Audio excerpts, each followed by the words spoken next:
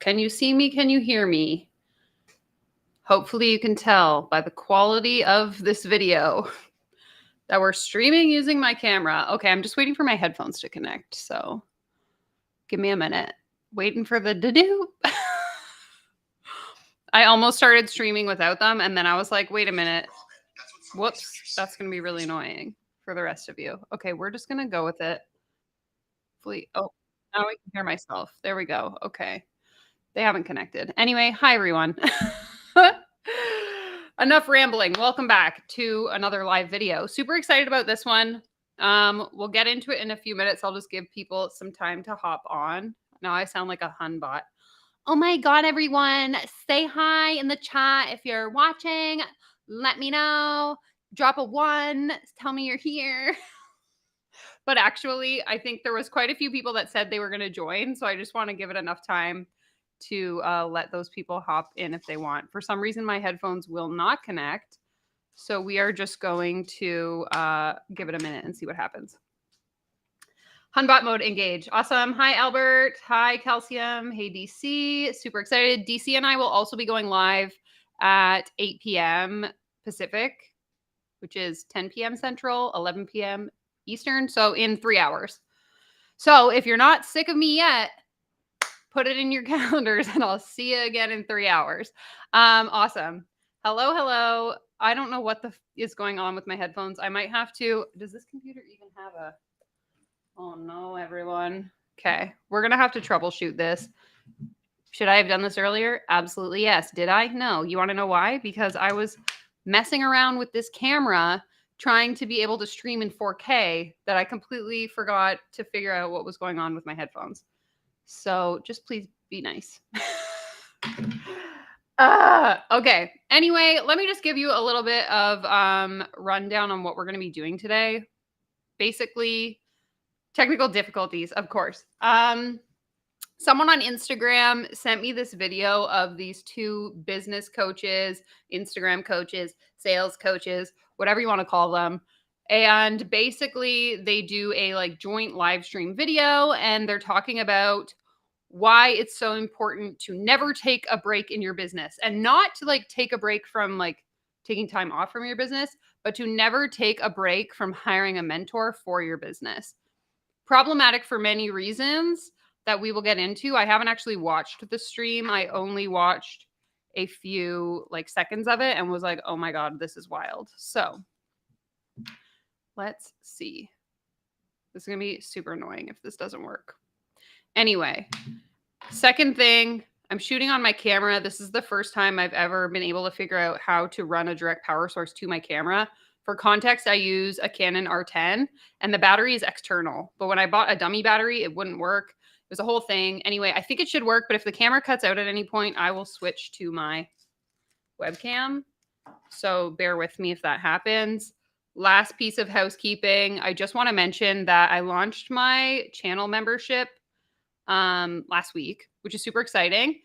Even if you don't have the financial means to join the membership, I just want you to go and watch the trailer because I put a lot of effort into it.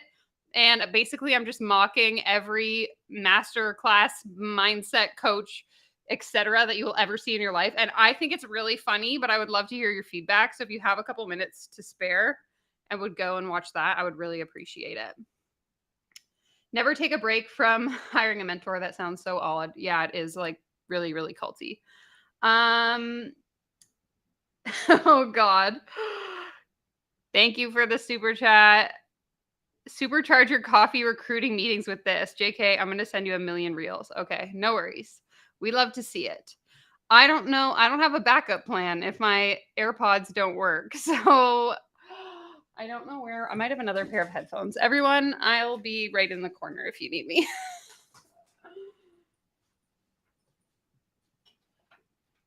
I feel like I threw away my headphones when this is just not good. Okay, I guess I can turn my mic off and then I'll just watch it on my computer until we figure this out. Anyway, that's it. That's going to be all. I guess I will shout out the few members that have joined. We have Lisa Loading, Lisa Hands, Pablo Eater, and Sydney Dawson. Thank you so much. You also get access to some really cute emojis, which I will drop in the chat. Basically, they are my dog, my cat, a pyramid, and some money. So we love to see that. But let's go ahead and just jump right into the video. Again, I haven't watched this. I skipped through like the first minute just because she says her name. And hopefully I can figure out the audio issues in the intro. Yeah, I tried that and it didn't work. But I'm going to keep fiddling around. I wonder if I turn the Bluetooth off on my phone, if that'll work. So let's get into the video and I will see what I can do.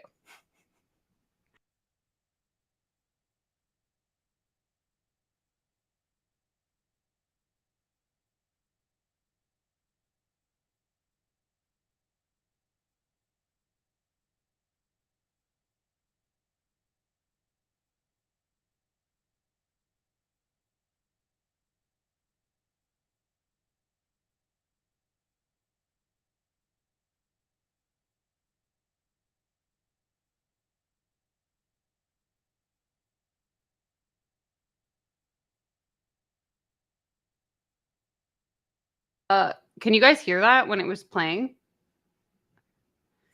This is a nightmare. Like, are my AirPods dead? Is that the issue? I don't know. Somebody help me.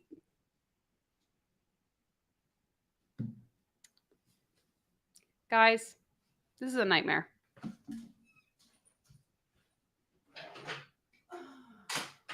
And I can't find my cable to charge my AirPods. Is this the issue? I don't know. How are you sharing the videos? Okay, DC, help me. They're open in QuickTime. Do I need to open it somewhere else? How do I share the audio? Somebody who knows how to do stuff better than me, tell me.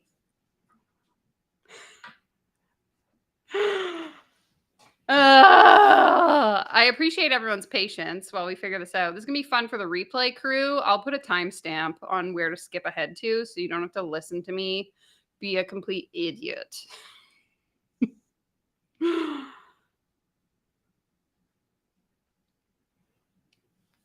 Click on your audio in the top menu.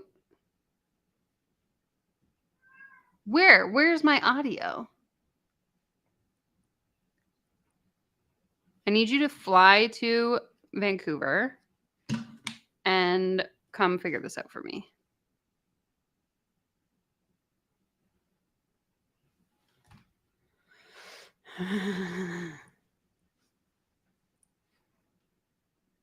My partner flew to Ontario and took his headphones with him, and I have no idea where my other headphones are. So this might be a nightmare. Okay, if we have to. I am on a Mac, but like, where is the audio? I didn't even know audio was a thing. Okay, worst case, let's just open it up on Instagram. I was trying to protect these people's identity, but you know, sometimes we got to do what we got to do. I can't freaking figure out anything because I'm an idiot. So give me a second. I got to figure out who sent this to me. Okay.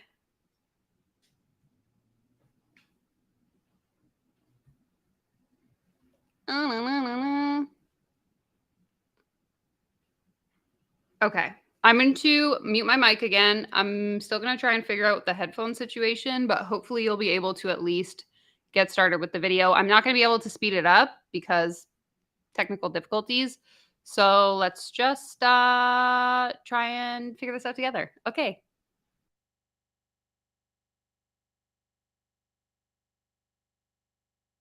Friend and client Kirsten Roldan are going to talk about why breaks break businesses. Taking a break can potentially break your business. And we're going to be talking from personal experience. We're going to be talking from personal experience. And so we're super, super excited. Here she is. Let me bring her on. This is going to be good. We have a whole agenda. Let me add her. Oh, didn't mean to do that. Oh, there she goes. Okay.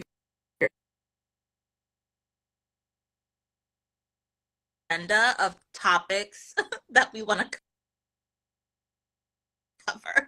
We have so many. Okay.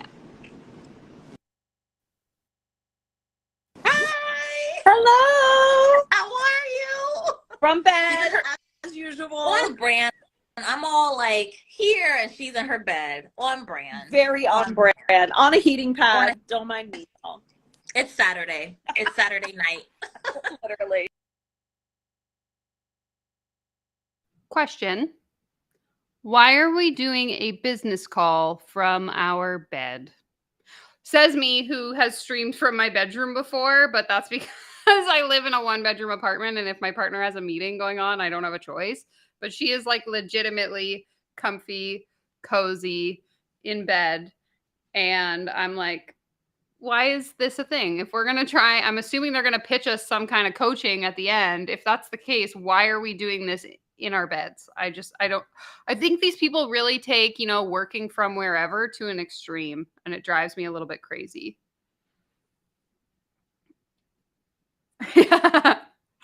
I'll put a poll in the chat. Okay. So we want to talk about why breaks break businesses. And I already gave like a little intro at the beginning on how we're going to talk about how breaks break businesses, and taking a break from your business, taking a break from coaching in general, and how that could lead to issues in your business. And we're going to be speaking from experience. And there's so many lessons that we have learned on why taking a break actually hasn't felt like a break, and how it hasn't felt that good, and how it hasn't produced the results that we wanted, and how actually keeping going with coaching, keeping going with momentum, and keeping going in your business, that's the reason that's actually been more healing more than anything. Amazing. Let's dive in. So what is a break? Yes, I can't hear you. Can you hear me? I hear you now. Okay, I'll put it closer to my face. You can hear me? I hear okay? you now. I hear you. All right, great. All right. What is a break? How do you define a break?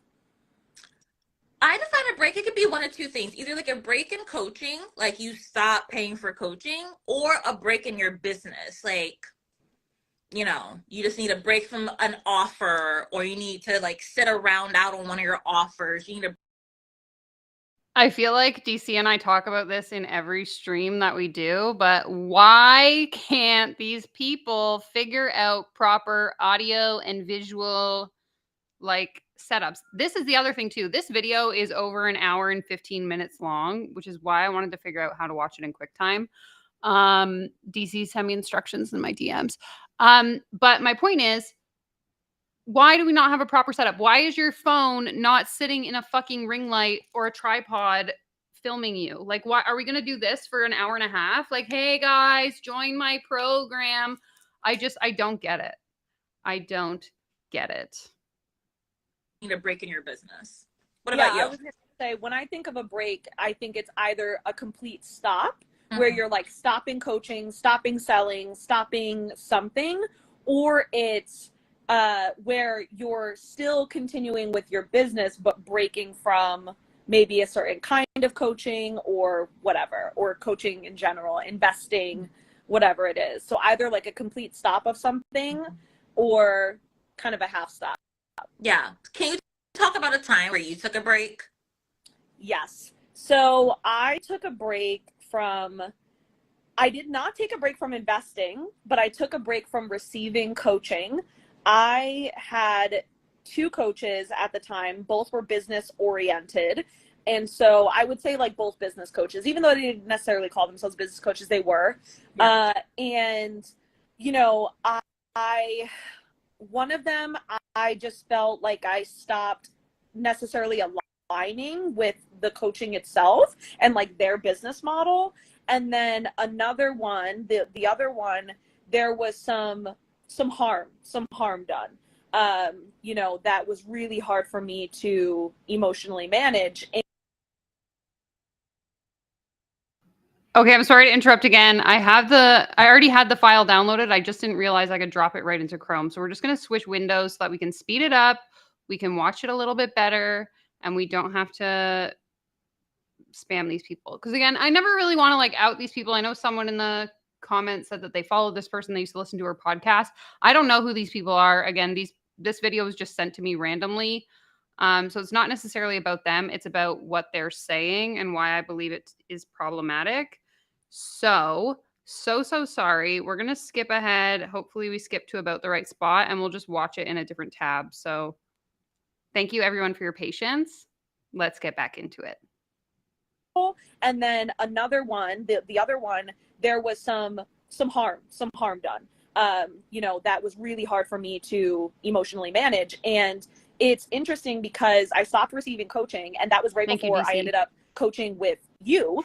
And as many of us know, if you listen to our podcast together, I came to you with zero in recurring revenue, from a multiple six-figure business to $0 in recurring revenue. Yeah, so one is like a mindset business coach. The other one calls herself an Instagram sales coach, I believe. And no agency clients and not having anything set up to continue my movement. And so I would say, like, again, I didn't take a break from investing in coaching. I was still paying people, but I still plan to pay people. Obviously, I had my eyes on you and paying for you. But I took a break from receiving coaching for a few months. It was a few months that I took that break, and it ended up, with me in $0 in recurring revenue. Yeah. Okay, I think that this is a really dangerous sort of narrative to get into, because basically what they're trying to suggest is that the reason why she hit like a lag in her business was because she took a break from investing in a mentor. And if you've watched any of my content, you know that I don't believe that to be true. I think there's plenty of free resources that are available if you are someone who wants to pursue a business opportunity, like a legitimate business opportunity, not like an MLM business opportunity. But aside from that, okay, sure, there's value in having a mentor, someone that can kind of push you and hold you accountable to the things that you're doing. It's just that when they are trying to sell us on this idea that the only way we're going to be successful is to hire a mentor, or that if we don't hire a mentor, we're going to halt or prevent ourselves from being successful, that's when I start to take issue with this conversation. Yeah. And like, I think that's what we want to talk about, how taking breaks, we may feel that it will do some good. Obviously, that's why we choose to do them, but it actually ends up hurting us in the long run. Even in harmful situations. Like, I remember I actually took a break from a certain type of life coaching that I got because it was harmful, because I got coaching that was harmful. And then it ended up causing issues down the line, me taking that break. And so, like, even in situations where the coach was not a perfect coach, where the coach made mistakes, where the coach was harmful, still the break ended up harming me even more too, to a certain extent. Exactly this comment. I feel like if you stop receiving coaching, then your business stopped being successful. The coaching was probably not helpful, because an effective mentor should be able to provide you with the tools and techniques you need to be successful, not the opportunity to need to have your hand held the entire time. Sorry, I keep pausing. And I still had to clean up and do like damage control on the decision to take a break. And so I want to talk about, like, why do people take a break? And like, we've already mentioned this a little bit. Like, you were saying that you took a break because of harm. Harm could be a reason, right? Mm-hmm. Another reason why I think people take breaks is because they think the container is no longer serving them, or they might take a break financially. And I want to talk about the financial one because I have lots of thoughts about that. But yeah, why else do people take breaks? And by the way, I just want to ground this for everyone. Like, we were literally on FaceTime talking about this, and we were covering all of this, and we were like, we need to talk about this because it's so important. And yeah, I mean, I get a lot. My clients give me a few reasons why they take breaks. Either, let's say, taking a break from investing in coaching. Okay. A big reason my clients take a break from investing in coaching is because they will say, I don't need more coaches. I need more delivery people. I need more done for you people. I need more help, hands in my business. I don't need another coach. I don't need coaching anymore. Another reason my clients will give me is like, oh, I just have to implement what I've learned. Like, you've taught me so much. Or not even me. Like, they'll say, they'll come to me from a break. Right. Actually, I get a lot of people, because I tend to attract, a lot of burnt out people because of the nature of my offers. A lot of people actually come to me as like their comeback, and they'll tell me, like, I took a break because like, I just needed to just listen to myself, have more self-trust. That's a big one. Another one was like, oh, I took a break because of my, I just wanted to execute on everything I learned. I just been investing so long, and I just can execute on everything I learned and go from there. So those are the reasons my clients have given me for why they've taken breaks. Mm-hmm. I think like the implementing and I just need to execute on what I've already learned, I think is the biggest one that I hear as well from other people. And let's start there. I think for that one is silly, right? Because if number one, you probably have already implemented on what you learned. So like, in order for you to go and implement again, you already implemented on what you learned already. So that automatically sets you up for you needing something new, or you needing to implement something new from the coach. Does that make sense? Yeah. And like, my thought is like, you implemented on what you learned. So you're just going to not learn anything new, or you think this is one and done, because it's not one and done. Like, that strategy could change. We may need. But why? Why is it that this mentor is only going to like trickle the information to me if I keep paying? Like, you hire me as your mentor and I'll teach you one thing. And once you implement that one thing and you continue to pay me, then I'll teach you the second thing. And then you pay me a little bit more and I'll teach you the third thing, and so on and so on and so on. Like, this whole setup just seems really gross to me. And the second piece I want to acknowledge is the fact that we are 8 minutes in and they have not once acknowledged anyone in the chat. For all I know, nobody could be watching this video. But to me, it's like, why are we having this conversation on an Instagram live when we're clearly just interested in like gassing each other up and validating each other's beliefs versus having like an actual structured conversation? I need to adjust it. We may need, like, my initial thought when someone's like, oh, I just need to execute, I'm like, okay, we'll see in the next 3 months, who knows what's going to change about that, or who knows what we can add to it, or anything like that. I'm always intrigued by that, because I'm like, this no strategy is ever one and done. Yeah. And it's like, or no like mindset technique, like no like coaching you've received is suddenly landed and healed and solidified and absorbed, and never. Yeah. It always comes back around. What if you only actually learn 20% of the actual thing that the coach said, which was at 100? The coach gave you a 100% strategy, and this is like across the board in like human conditioning. You've only implemented and understood 20%. That's why, and this happens all the time. Like, when you work with a coach long term, you then go back and be like, oh, now I get it. And she had to tell you that thing for a year. She had to tell you that thing for 6 whole months, right? And like the 20th time you heard it, you're like, oh, I get how I can apply it now. Versus when you just heard it once or twice, you think you got it. And you've only mastered it for 2 problems you've had, when you've got 4 more on deck coming up that you're going to need to apply to it, and you're not going to know how, or it's not going to feel as easy to do so because you don't have someone helping you do it. And so I often think, like, anytime I've thought about taking a break from coaching again, and I've had the thought of like, well, I just need to implement this, like, I know this already, I always remind myself there's going to be 10 more problems that this is going to need to apply to, and I'm going to want someone to help me apply this to those problems. Like, exactly. So, yeah. Yeah. And I think like the root of that, you just said it, the root of like, I just need to execute, is you have a thought error that you know it. Right. You don't know it. And that you've mastered it. And that you've mastered it. Like, whenever you find yourself, people like, tell me all that. Oh my gosh, sorry. No. About team, people tell me that all the time. Oh, my team is they're just taking care of everything now. I'm like, yeah, wow. I'm always like, oh, you think you got it. We're not even close. We're not even close.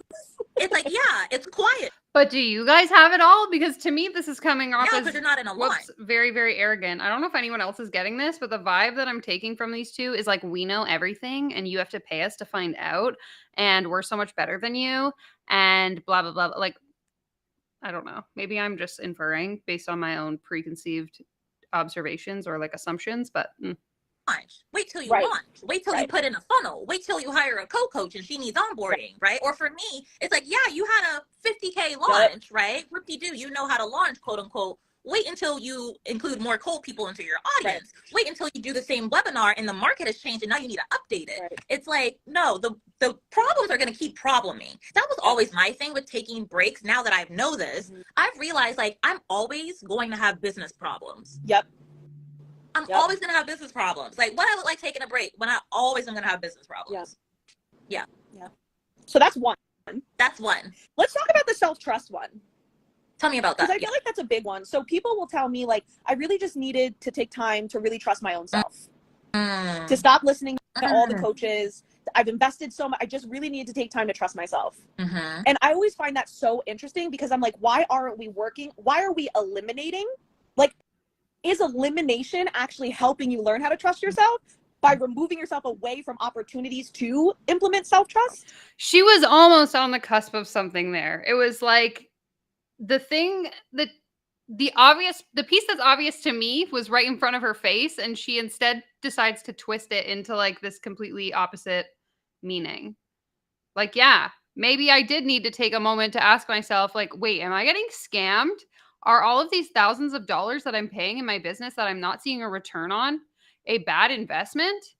Instead, she twists it to be like, no, maybe that's your opportunity to invest even more so someone can brainwash you even further. Like, what? It was so close, so close. Like, is elimination going to help you do that? right? Or is it's sort of like, I don't know if this is a great illustration, but the way I think about it is like when you're dieting, you want to remove all the snacks and you think that's going to build your discipline. Right. When really your discipline is having snacks in the pantry and intentionally deciding, I'm not going to eat that snack right now, or I'm going to eat it like this, right? And so for me, oftentimes when people say like, oh, I need to learn how to trust my inner voice, I'm like, by shutting every voice out, is that they're not saying much other than that, Korea, actually going to help you? Or is it more valuable for you to be in, I think you're brilliant at that. I've always looked at you as an example of someone that has been in so many kinds of containers, but you've always been so good at making things your own. And I think that's like a really great, I think that's a great skill to have. And I've learned that from you, actually, of like being able to be in different rooms with different philosophies and still have my own voice and opinion and make things my own. Yeah. Get manipulated by as many people as possible so that you can't understand which one is actual manipulation. You just get so brainwashed, you don't even know what's happening anymore. Yeah, I love that example, because it's not that, and people are like, well, I don't want to fight with a coach and I don't want to have to keep defending myself against a coach. But then stop. Then don't. Right, exactly. Then don't. And so, but I love that example. I absolutely love that example. It's so true. Yeah. Where it's kind of like you want the opportunity, and that just means like, what thoughts do you have about the coach, right? Right. Why would the coach not want you to be yourself? Like, Right. why would the coach not want you to do what you want to do? Right. Right? Like, why wouldn't the coach want that? The coach. Okay, sorry. I just want to speak to these comments right here, where you're saying, so for those of you that are just listening, it says, I'm Gen X. We never had coaches. Some people in business school would get hooked up with a mentor sometimes with the help of the school most of the time. And that mentor was always older than us. And that mentor would be super high up in business, like in an exec in a big company. I've told this story before, but my partner runs a fairly large startup company here in Vancouver.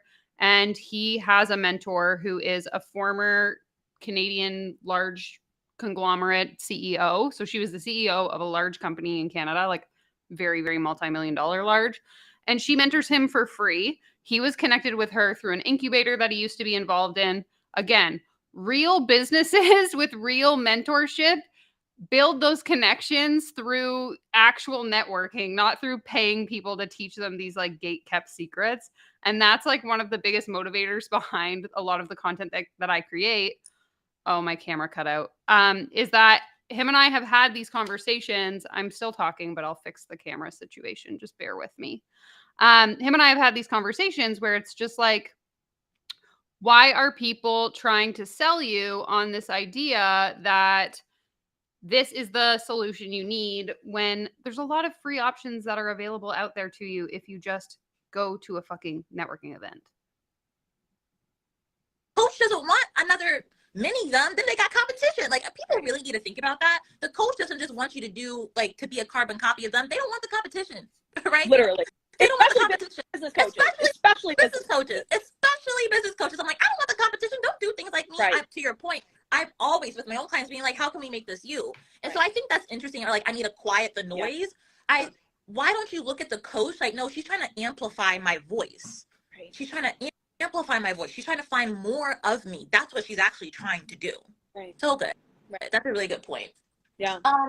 I also want to talk about like my experience with taking a break. So similar to Kirsten, I haven't taken a break from business coaching before, but I have taken a break from a life coaching one that I shared where it was hard, just like with Kirsten's example, it was harmful as well. And it was funny. It has to do with relationships. And so we actually just joined another relationship program after taking a break, me and my partner. And it was so funny. My partner literally word vomited right when we started back up again. And I realized, I'm like, he had so much pent up. Yeah. He had so much pent up. And that often happens. Like you said that you attract people who take a lot of breaks. So do I. And when we get on that first call, they're like, and it's just something just came to me. Yeah. Sorry, I don't want to interrupt, but I'm sure you remember when I came to you, because I don't want to interrupt, but I'm going to interrupt you. Because I was so pent up, I was graspy. Mm-hmm. And it took me 3 months to get out of my graspiness. Right. To even get anywhere. It took an entire investment and container to get out of the graspy, or half of it. It took half of the container just to get out of graspy because of my break and how pent up I was. Exactly. Yep. Exactly. Right. Because like your nervous system is like, finally support. We can let it all out. We can let it all out. The good, the bad, and the ugly is all coming out. And then you need work to heal. And so it actually slows down your coaching once you actually go back to it. right? It slows down your coaching. And I just think like we don't realize how much coaching holds space for us, even when we're on, even if we don't participate on every call, even if we don't message every single day, which you should do that. And we'll talk about that in a second, right? Even with all those things, we don't realize how much we carry. Okay, sorry. I thought she meant like cold messaging people every day, but I think she's talking about like messaging with your coach every day. As coaches and as business owners, we don't realize how much we carry and just how the Zoom room is just helpful. And our brains automatically know that we aren't alone. Yeah. Right. It does so much of that. And so when I finally got back into a container for my relationship and I saw my partner just like word vomiting and spewing everything out, I realized I'm like, oh my God, he needed the space too. Right. Like we both were pent up and we needed a space. Yeah. And so, yeah, totally. It makes you grasp it once you do re-enter a space versus if you just stayed consistent, you would have gotten that consistent support and the strategies would have been so much more clear, so much more potent, so much more helpful instead of having to spend time cleaning you up. Right. So important. Yep. I think you're 100% right. This comment is saying, I think it teaches us or trains us to not think for ourselves. And that's exactly it. So when we talk about the concept of them essentially having this conversation in order to manipulate other people into wanting to buy into their coaching program, that's exactly the reason. It's like, let me tell you a story, a tragic tale of why when I stopped taking mentorship, everything fell apart. They want you to think that the only way to be successful is if you have someone holding your hand along the way, which in my opinion, as someone who has run my own business for over 5 years, if I had to rely on someone else in order to be successful on my own accord, that would be awful. Like it doesn't make sense from a logistics perspective. What do they mean by containers? No, by containers, do they mean segments of time? They mean like the actual coaching program. So the structure of the program. So you can have like a mastermind, which is usually a group of people all getting coached by the same mentor simultaneously for anywhere from like 1 to 6 months. It could be one-on-one coaching. It could be an online course. It refers to the like type of mentorship that you're receiving. So important. Why don't you talk about bad investing? I have to take a break from bad investing. This kind of goes along with it. I think that plays into what I was going to say really should be next is the financial piece. Right. People thinking, so like when it comes to, I've had bad investments. Like I wasn't getting results in that container. I kept investing. I didn't take a break and I wasn't getting results. So is that even responsible of me anymore financially to keep investing when I'm not getting an ROI? And something we started talking about on FaceTime, no, and both not. of our brains were like, exactly, like we finally figured out how to articulate it, was, oh, just because you're not taking a break from investing doesn't mean you're not taking a break. Because like for me in my story, I took a break from receiving coaching that I was investing in. And so I say that to say, like, when it comes to when people say I needed to take a break from bad investing, it's interesting because that bad investment, that results of a bad investment, right? Where was that created? Because you actually were already taking a break. Yeah, this is giving me hard subtweeting vibes, if anyone's familiar with the Twitter culture. Hillary says, the sense I get here is they were on FaceTime complaining about one of their clients taking a break and not re-signing at the end of their program and decided to go live and talk about it. Absolutely passive-aggressive 101. And like we started talking about how we've seen ourselves, clients, and others take breaks in containers, take breaks from receiving coaching that they're in for a number of reasons. And it's interesting, like oftentimes you can, if you really look at your bad investments, you can probably track where you already took a break, even though you didn't take a break from investing. What do you think? Yeah, like you're in a container and then you're disengaged in the container. You stop showing up in the container. Yep. Right. So it was like the break started then. Yeah. The break started right as soon as you stopped showing up in the container. The break started then. And it's so interesting. We were also talking about how if the coach didn't stop, why did you? Oh, I can't hear you anymore. Can you hear me? I hear you now. You had said, oh, if the coach still has weekly calls, if the coach still has the Slack channel, if the coach is still looking at your stuff, if the coach is still there, where are you? Where are you? And we had talked about Disney World too. And you had your illustration, I had mine. And my illustration was actually related to people that say, oh, I took a break. They think it was bad investing. How do I articulate this? Like oftentimes I hear people think, oh, it was a bad investment because I don't do well in group programs, or I don't do well in masterminds, or I just needed one-on-one coaching. Like they think it's a bad, they think the business model was a bad investment, right? When really I described it as, when you go to Disney World, what's the result? The result is happiness, right? Happiest place on earth. That's the result of Disney World. But Disney World, you have to choose your adventure. And so like, where were you in a container deciding I don't do well in group programs, instead of choosing your adventure of, oh, I love when and I do the best when I submit my stuff for review, or I do the best when I don't go to calls but I use the Slack channel, or I do the best when I show up to every call and I use the Slack channel at least once a week. Like, where are we not choosing our adventure and taking ownership of our experience, just like we do at a place like Disney World? And then you had your own Disney World example too. Well, I think it's worth repeating. DL talks a lot about Disney World. We're gonna start calling DL Disney. DL Disney. Disney DL. Sharon. DL Disney Sharon. I mean, I was just really thinking about it. Like, if your the guess coach is as good didn't as mine. stop, why are you? Right. Why did you? If the coach is still hosting calls, if Yeah. the coach is still reviewing information, if the coach is still showing up in the Slack channel, if the coach is still showing up, why did you stop showing up? That's it. That's all I need to say. Like, if the coach did not stop showing up, why did you stop showing up, right? Okay. Christine made a good point here. Shouldn't one be all set after completing a program? Why do they need to keep investing? This isn't coaching. This is monetized friendship. This touches on what we were talking about at the beginning. This idea that if you're an effective mentor, you should be giving your mentee the tools that they need to continue on and be successful after you are gone. And the impression I'm getting from these two is that they're trying to sell you on this idea that you're never going to know enough to be able to be successful on your own.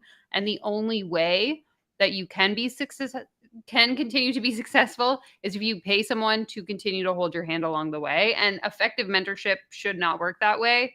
If we think about, like sports as a kid, if anyone here ever played any sports, your coach gives you the tools and teaches you the techniques to excel in that sport, not so that you aren't able to, play in the volleyball game unless they're there, like telling you absolutely everything to do. Yes, they can give you tips and pointers to help you improve along the way, but you should have the skills you need in order to play the game without them having to literally coach you through every single step.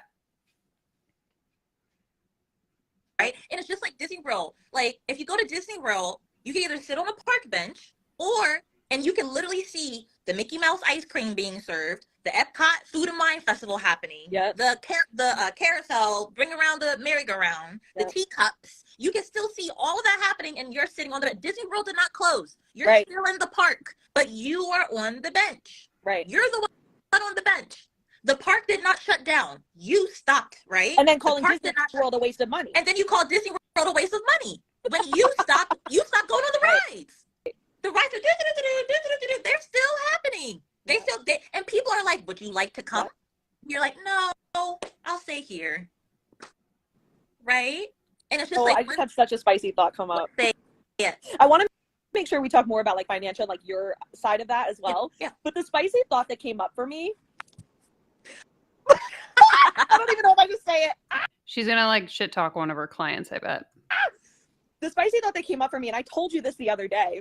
I mentioned this to you, and it was like, I kept thinking as you were talking, I was like, well, the problem is a lot of people have thoughts about the coach or about Mickey Mouse, whatever, right? A lot of people have thoughts about the coach, and their why is, well, because the coach or whatever. And it's always interesting because I said to you the other day, but at the same time, people will say, oh, the coach isn't involved enough, or this, and that.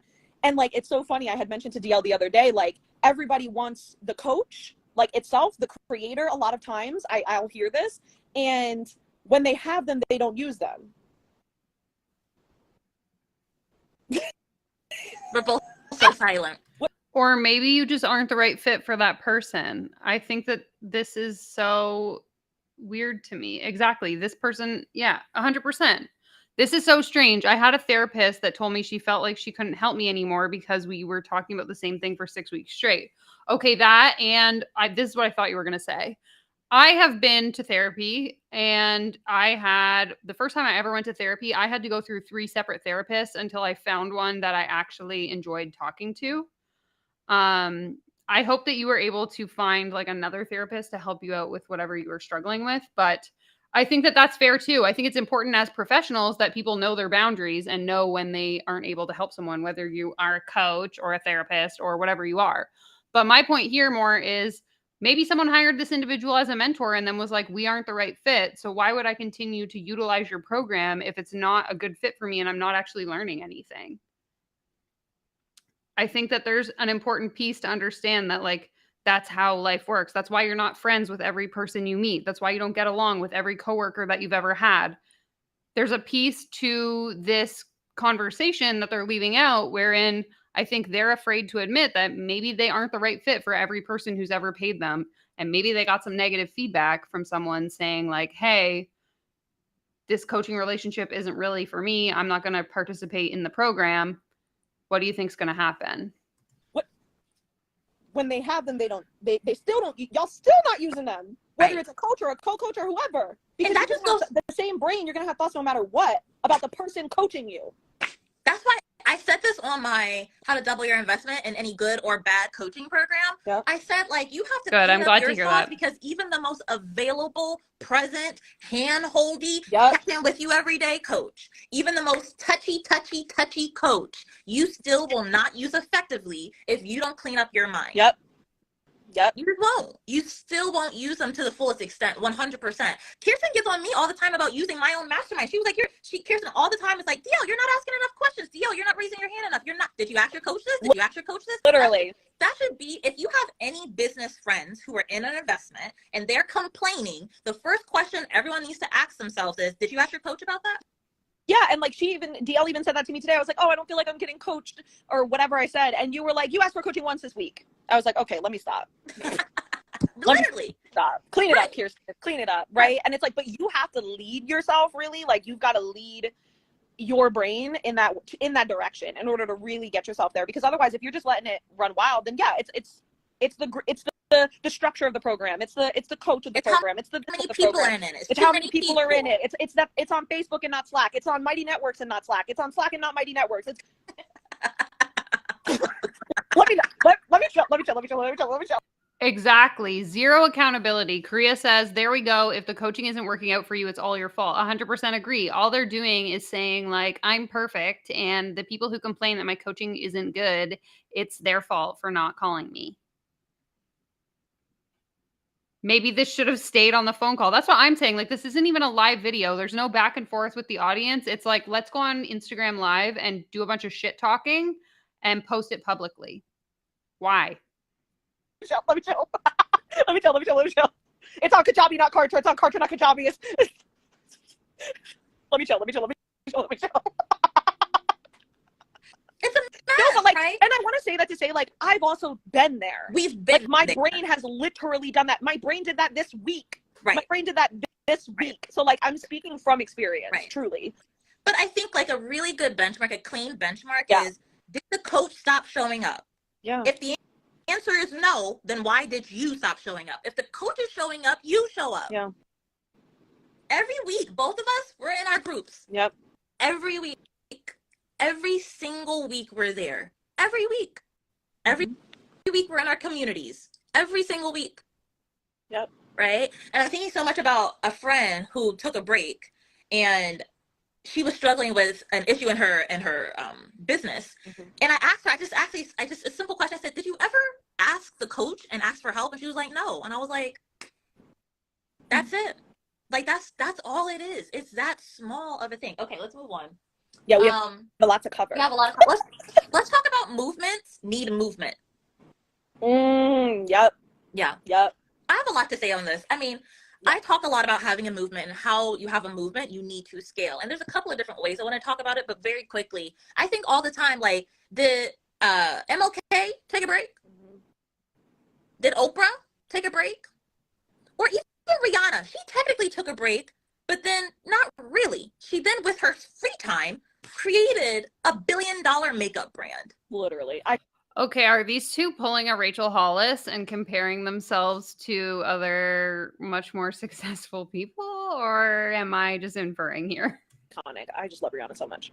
Right? Yeah. It's like even celebrities who look like they're taking a break, they're actually building $1 billion projects. And like, what if you need to do that? What if you need to still be working on something, right? Behind the scenes, right? Yeah. That doesn't mean that you need to take a full-on break. Their money never ever stops, right? But I just ask myself, I check in with that all the time. I'm like, am okay to take a break? Mm-hmm. Oprah didn't take a break, right? Even the people who look like they took a break, they were still plugged in somewhere. Like Rihanna was meeting with consultants and meeting with managers and CEOs and testing out ideas. Homegirl is not taking a break. I said that all the time during her Super Bowl performance. Like, this is a comeback. She's coming back. I'm like, homegirl never left. Yeah. Never took a break. Yeah. What's a comeback? Right. I'm like, what's a comeback? She has made more money. Right. Right. And so I just think that's so interesting. Like, people are like, I always look at people who are amazing and great. I'm like, did they take breaks? Right. Yeah. And so it's like, movements need a movement. You have to keep the movement going, right? This is so toxic. This is like toxic positivity, but in terms of like toxic, always get shit done. Oh my God, I hate this. Movements need movement. If you take a break, that doesn't necessarily mean your movement is kaput. But in order to grow your movement, you need movement. You need energy. What do you think? Yeah, it's so true. There's so many examples I've come up with where I'm like, that are running through my mind, where I'm just like, it keeps you plugged in, yes, to your movement. And it's just so important. How do I want to say this? Like, the biggest example I'm coming up with right now is weight loss coaching. So right now I'm investing in weight loss coaching currently. I have been for a few months. And it's interesting because I just said this today. I'm like, I'm realizing I'm not using the container enough. Oh no. Sorry.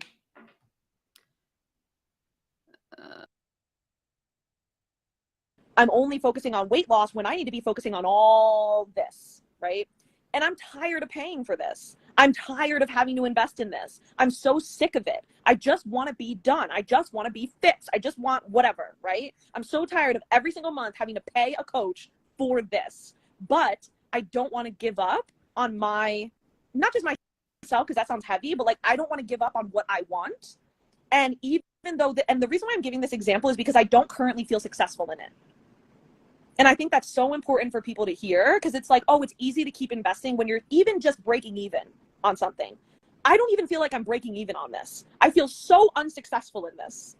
So unsuccessful. I know, I'm like getting teary-eyed.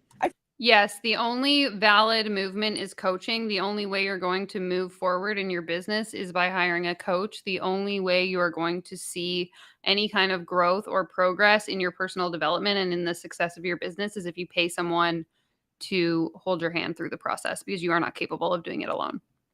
I feel so unsuccessful in this, but I'm not stopping. I'm not giving up. I'm going to keep figuring out, what do I need to get coached on? What do I need to talk about? Maybe I need to stop going over here and I need to ask about this. I'm not giving up. And because I'm paying that every single month, it's keeping me plugged in and asking myself, how can I be successful in this? This is another common sort of narrative that a lot of these coaches will spew, is that if you're not spending money, then you're not going to be invested in the program. Because how many times have you signed up for a free program and never finished it? But then as soon as you pay, $3,000, your ass is on the line and you need to start actually doing the things. I think there's a little bit of validity into that, but there's tons of free stuff, things that I have learned that were free on the internet that I invested my time in. Like, your time is still a valid investment over a monetary value. But it's a common narrative that they like to portray, is that the only way that you're ever going to be like emotionally invested in something is if you pay a lot of money for it. Right? And like, I just think that's huge. And movements aren't always immediately successful. And movements sometimes take a while. That's been the biggest example I'm thinking of with that. Yeah, people are saying Def feel the same. Totally. And it doesn't have to be with that specifically. It could be with business, it could be with relationships, it could be with anything. I feel that way with my somatic trauma coach. Yeah. That work is never done. Right. Right. Like, can I be healed? Right. Can this be done? Can I be done? Literally, my trauma coach, she was like, I'm the only call on people's calendars that they dread. No, like, my life coaches, if they're watching this, they know at the end of every call, I'm like, I hate life coaching. And they're like, thank you for letting me know. I'm like, yeah, just so you know, I hate your profession. I hate what you do. Do not go to someone who calls themselves a trauma coach. Go to a therapist who is certified in trauma, just for your own safety. Thank you. And they're like, it's like, yes, we talk about Disney World being happy and whatever, but Disney World is often hot. Yeah. You're sticky. Your feet There's hurt. lines. There's lines. The food is $30 for a bottle of water. Literally. Right? You smell. You don't feel well. You're tired. You're tired. You got to walk all the way back to the car. Right? Happiest place on earth. Happiest place on earth, right? But you still have memories at Disney World that'll last the rest of your life. Yep. Right? Okay, let me just answer your question here, Christine. And somebody in the comments might be able to help me a little bit more if you're actually familiar with like who these two individuals are specifically. But she wants to know, can you give me a basic profile of a typical client of these types? Because if I'm looking for a mentor, I'm looking for someone who has a lot of connections in my field and a lot of success. So typically the people that would hire someone like these two or anyone that falls under this kind of category would likely be someone who is in like the infancy stages of their business. They either just started their business or they're thinking about starting a business, or they've been trying to start their business or like operate their business for a while and they're not gaining traction.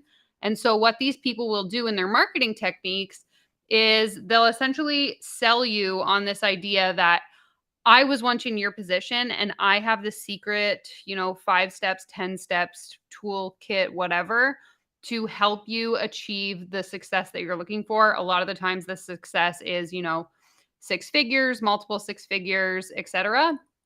But they're not actually really selling you a tangible system so much as just selling you on the idea that like, if I've done it, you can do it too. And that's where it gets really, really dangerous because a lot of the times, let's say, and this is from my experience, I used to run a yoga studio and I hired a coach who basically told me, you should stop teaching yoga and start teaching other people how to open their own yoga studio. And I was like, I don't even have success in my yoga studio yet. How could I possibly be out there mentoring other people on how to start a yoga studio? But it's this idea that their business is built on teaching people this like not tangible skill. And the only way they know how to replicate that is if you also teach somebody else a not tangible skill. So hopefully that gives you a little bit more context as to who these people target. Right. And it's just like, we really don't understand that when you're investing for Disney World tickets or a coach, right, you are making seeds and you are sowing seeds, right? And I say this all the time, especially since I hit the 7-figure mark. I'm like, oh, the reason why I hit 7 figures was the decisions I made back in 2019. The decisions I made back in 2019 are the reasons why I hit 7 figures. And I'm thinking about all the re-ups that I did, all the re-ups with my coach that I did. And this is the same thing we see in the MLM space too. So Sun is saying, I used to heavily consume the top coaches' content. At the time, I was broke, unemployed, desperate, and completely brainwashed by the coaching world. I was in the same position. I hired my first coach back in 2018 when I was still working my 9-to-5 job. And I was like thinking about starting a business. I hired a coach, quit my job, started my yoga studio, and then was also like life coaching on the side. And I was not in a good place when I started consuming this content. While I was still at my 9-to-5 job, I was in so many Facebook groups, watching all these live trainings, like drinking the Kool-Aid, thinking like these people have the hack to building an online business and I want that same financial success. Then once I actually, got rid of coaching, built my own actual successful business, stopped hiring mentors, I came to the realization like, wow, I'm actually in a pretty good place and I have the ability to go out to networking events, make friends in my industry, etc. I don't need to pay someone to pump my tires. Sam, I will answer your question in a bit once we watch some more. Over and over and over, when I thought this was dumb, when I thought I knew everything, all the re-ups that I did, it got me here.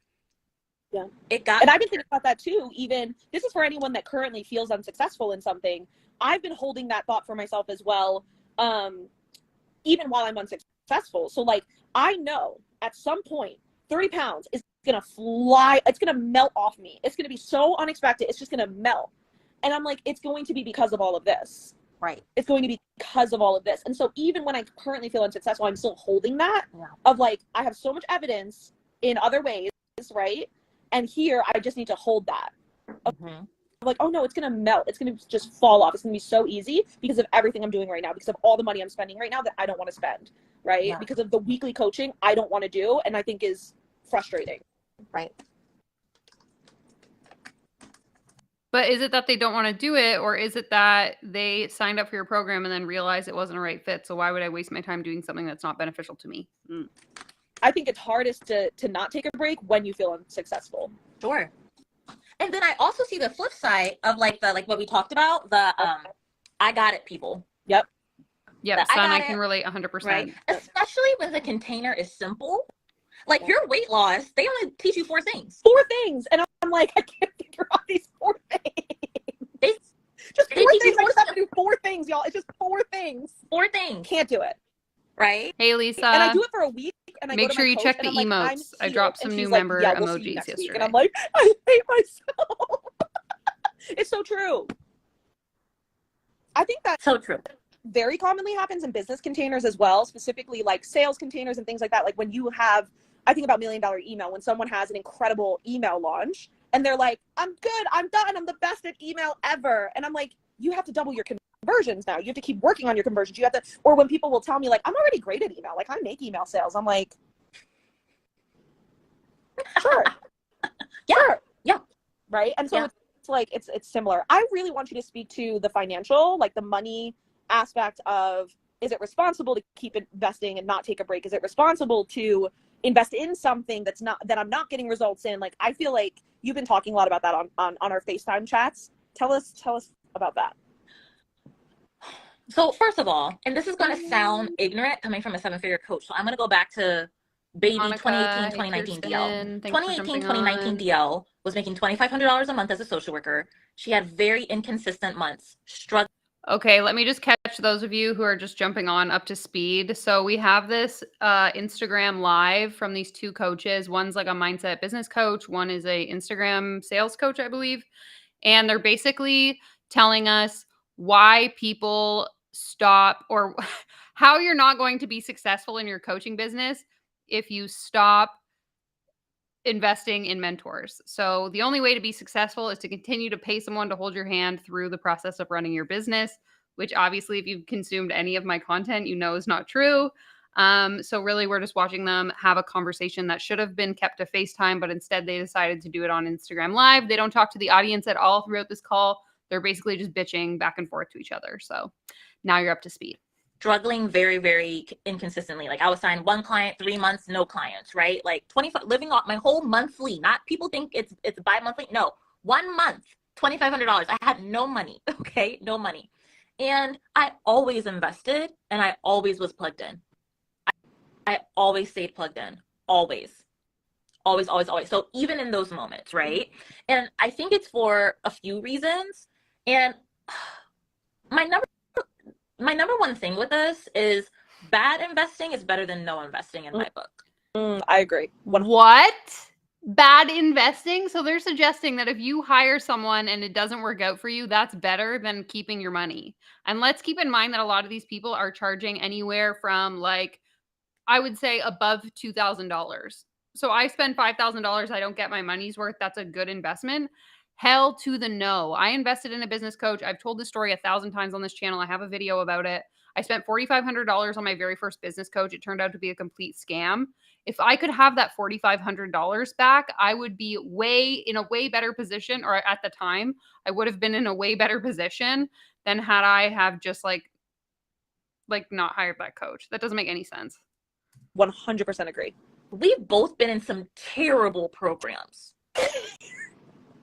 Like embarrassed. Like I look back, I'm like, I look back at that person's stuff now, and I'm like, how was I attracted to this? Literally. How did I want this? Why did I think this was helpful? I literally have a spreadsheet of over 50 business programs. Yeah. That didn't do anything for me. I ended up having to make my own strategies. Right. But I just think a couple of things. I think I was like committed, invested, like I was emotionally invested. That helped me keep going. Right. And even I talk so much about bad programs and bad coaching programs. They still end up being helpful. And how I made them helpful was I would just ask the coach about their business. They would often do better talking about their business versus teaching us about business. So I'm like, hey, why'd you do this? Hey, why'd you do that? So I just learned how to make the investments helpful for me. Yeah. But I think bad investing is better than no investing, honestly. I agree. That's what do you think? I completely agree. Honestly, nothing to add. I completely agree. I would rather make a bad. Wait, I missed that. Did she say she invested $50,000? investment. Yeah. I would rather lose the money than anything. Yeah, I remember this program that I signed up for. It was like $8,000. So it wasn't a little bit of money. It was $8,000.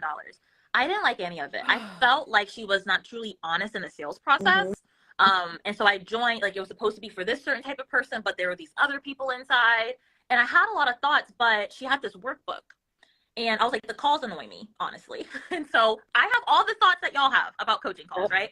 So I was like, the calls annoy me, but the book, I said, I'm going to read this book forwards and backwards and upside down. And I read that book forwards and backwards and upside down. And it helped me tremendously. Even though I had all these thoughts about the calls, even though I had all these thoughts about the coach, it helped me tremendously. You paid $8,000 to have someone recommend a book to you? Sorry? Can we get spicy? Yeah. You sure? Yeah. Speaking of all these thoughts about the coach, what about when you don't take a break from Talk investing about being brainwashed, or coaching, am I right? but you take a break from a coach? What are your thoughts? So I always say, how I sound like, it's like, you have permission to leave your coach. Obviously, you can do what you want to do. Hopefully that goes without saying. Always. Do what you want to do. No, there's no police here, right? Here is my benchmark. And it's so interesting. I'll say publicly, talk about spicy. So many people have left my coach. The majority of the people that I started with my coach have now stopped working with my coach. So I know about this intimately, about what happens, like people's thoughts about stop working with a coach. And people, literally, I was just talking to somebody yesterday. She was like, I still can't believe you're with her. And I'm like, a couple of different reasons. I'm like, number one, she hasn't stopped solving my problem. She still solves my problem. That's the reason why I'm with her. She still has a business model that is very aligned with mine. Okay, yeah. So Kirsten, just to catch you up to speed, basically they said at the beginning of the video that they were on FaceTime having this conversation, and then they decided that it was so mind-blowing and like insightful that they needed to share it on Instagram Live. So they moved from FaceTime onto Instagram Live, which again to me makes no sense because they're not engaging with their audience at all. If there is anyone watching, they're just basically bitching to each other. So we love that. She still has some, not all, some values that I really align with as well. Basically, I still have things to learn from her. I still have not utilized all of her. Right? And it just goes to this premise of like, why do we think we need to love everything our coach does? We never will. That's like thinking like we're going to have a best friend. That, no, they're repeating themselves over and over. We get in our twins, right? Everything is perfectly aligned. You're never going to find a best friend like that. You're never going to find a partner like that. No. You're never going to find the perfect relationship at all. Why do we expect perfect coaching relationships too? Okay, but here's the piece that doesn't make sense to me, especially if it is like a mentor. Is there not a point in time where things change in your business enough that you need a second perspective? Like even my friends that I have who I've met through networking that like give me advice in my business and we like get feedback from each other. I don't just have one friend that I ask questions to. I have one friend that knows a lot about X, and I have another friend that knows a lot about Y, and I have another friend that knows a lot about Z. And so I exercise all of those relationships to figure out those different problems. If I am in like one person's container forever, I feel like that's basically just being inside an echo chamber, is it not? Like it doesn't make any sense. Thanks for hopping on. I hope you're doing well as well. All of my coaches have pissed me off. All of my coaches have hurt my feelings. All of my coaches have done stuff that I don't agree with. I can name all of them and I can be like, I didn't like that they did this. I didn't like that they said that. I didn't like that they coached me like this. I would have coached me like that. I don't like how they said this. I don't like how they said that. I can say that with all of my coaches. And yet for all of them on my current coaching, in my current coaching world, I've resigned with all of them. Because of the sheer fact of they still are helping me with my problem. Right?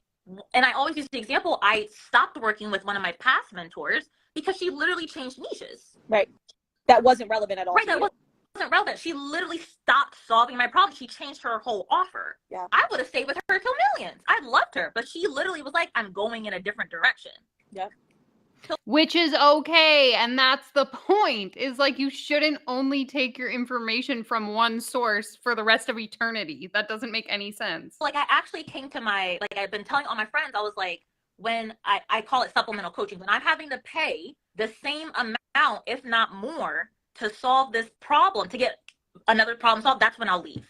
It's a very neutral way of looking at it. I'm like, if I'm having to like get supplemental coaching for this, that means that literally circumstantially, when that's what you originally invested in, right? What I've originally invested in, then right. That means that I should go, I should take a break. I should find somebody else. Right. And then, so I think that's the first thing. And then the second. Did she just say take a break? Did anyone catch that? She said, let's take a break. No worries, DC. I know. That's why I'm like, let's go. Let's talk about it. Second issue is, again, I do think there's times and places where you need to change coaches, but I don't like when people try to go to, we're going to get spicy. I don't like when people try to go to a cheaper option because you just get worse in quality. No, you don't. No, you don't. Okay, so she's suggesting that people who charge less money provide a lower quality service than people who charge like a higher ticket price. If you have watched any of my content on my channel, you know that I have highlighted at this point probably well over 50 different coaches who all charge various rates. I don't think that it's fair to say that the people who charge more are necessarily charging or giving more value. And there is one video in particular where there's this individual who has made over $1 million in the last year in her business. And she made a TikTok that I reacted to where she essentially said, if you want to raise your rates, you don't have to provide more value to your clients. All you have to do is show up more confidently. And that confidence is the thing that's going to be more valuable to your clients. If I'm paying for a program and you're charging me more money than you charged me previously, I sure as shit better be getting more information and learning more skills and not just having you show up on the Zoom call more confidently. Like, what does that even mean? And how does that even help me? This kind of talk that is happening right now specifically really upsets me because I think that it's this kind of narrative that perpetuates this idea that people can charge their worth and just make up these arbitrary, inflated, absorbent prices just because they feel like I'm so valuable and I'm worth this amount of money. That's just my 2 cents. You just get worse in quality. Not the tongue. You literally get worse in quality. This has happened across niches, across communities. I see this happen all the time. Again, I'm a part of a coaching community where I saw this happen a lot, where my coach, other people would invest in my coach's clients, and then they still ended up going back to the main coach because they're like, oh, I think I just want to pay for the real thing. That happens all the time. So I think it's a waste of money to actually, I might call it like invest down.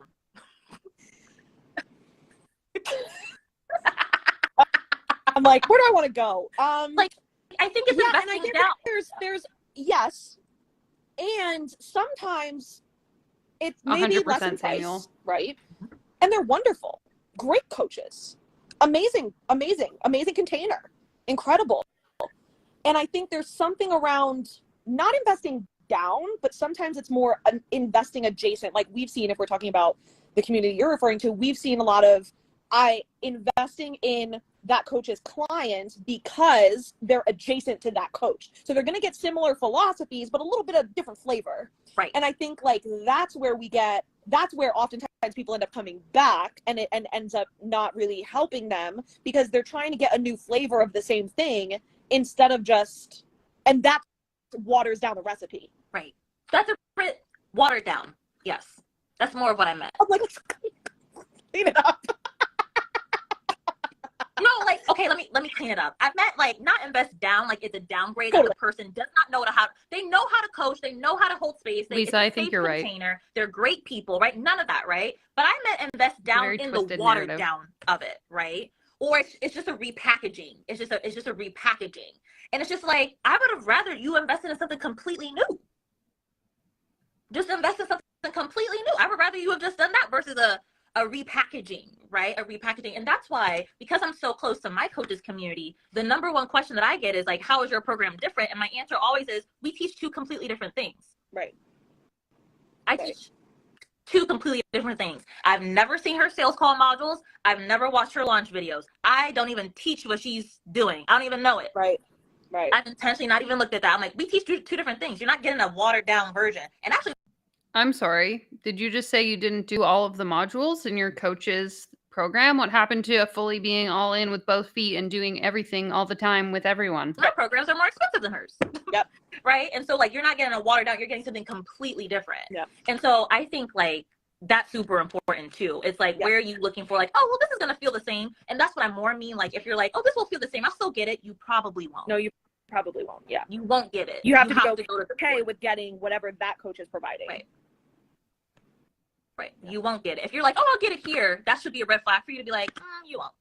Mm-hmm. You won't get it. Yep. And then the third thing, and then I'm gonna shut up. Sorry, real quick. I say that a lot with $1 Million Email. Like when people are like, oh, like I'm just gonna have my coach review or whatever. I'm like, oof, they're not us. Yeah, they're not us. Right. They're not us. Right. But okay. And that's like, instead of like, and it's like, if you want to go learn Instagram, go learn somebody else. Go somewhere else. That's not here. But if you're trying to find the watered down version, it's not going to be the same. It's not going to be exactly. Right. And the last thing is something I've really just been thinking about.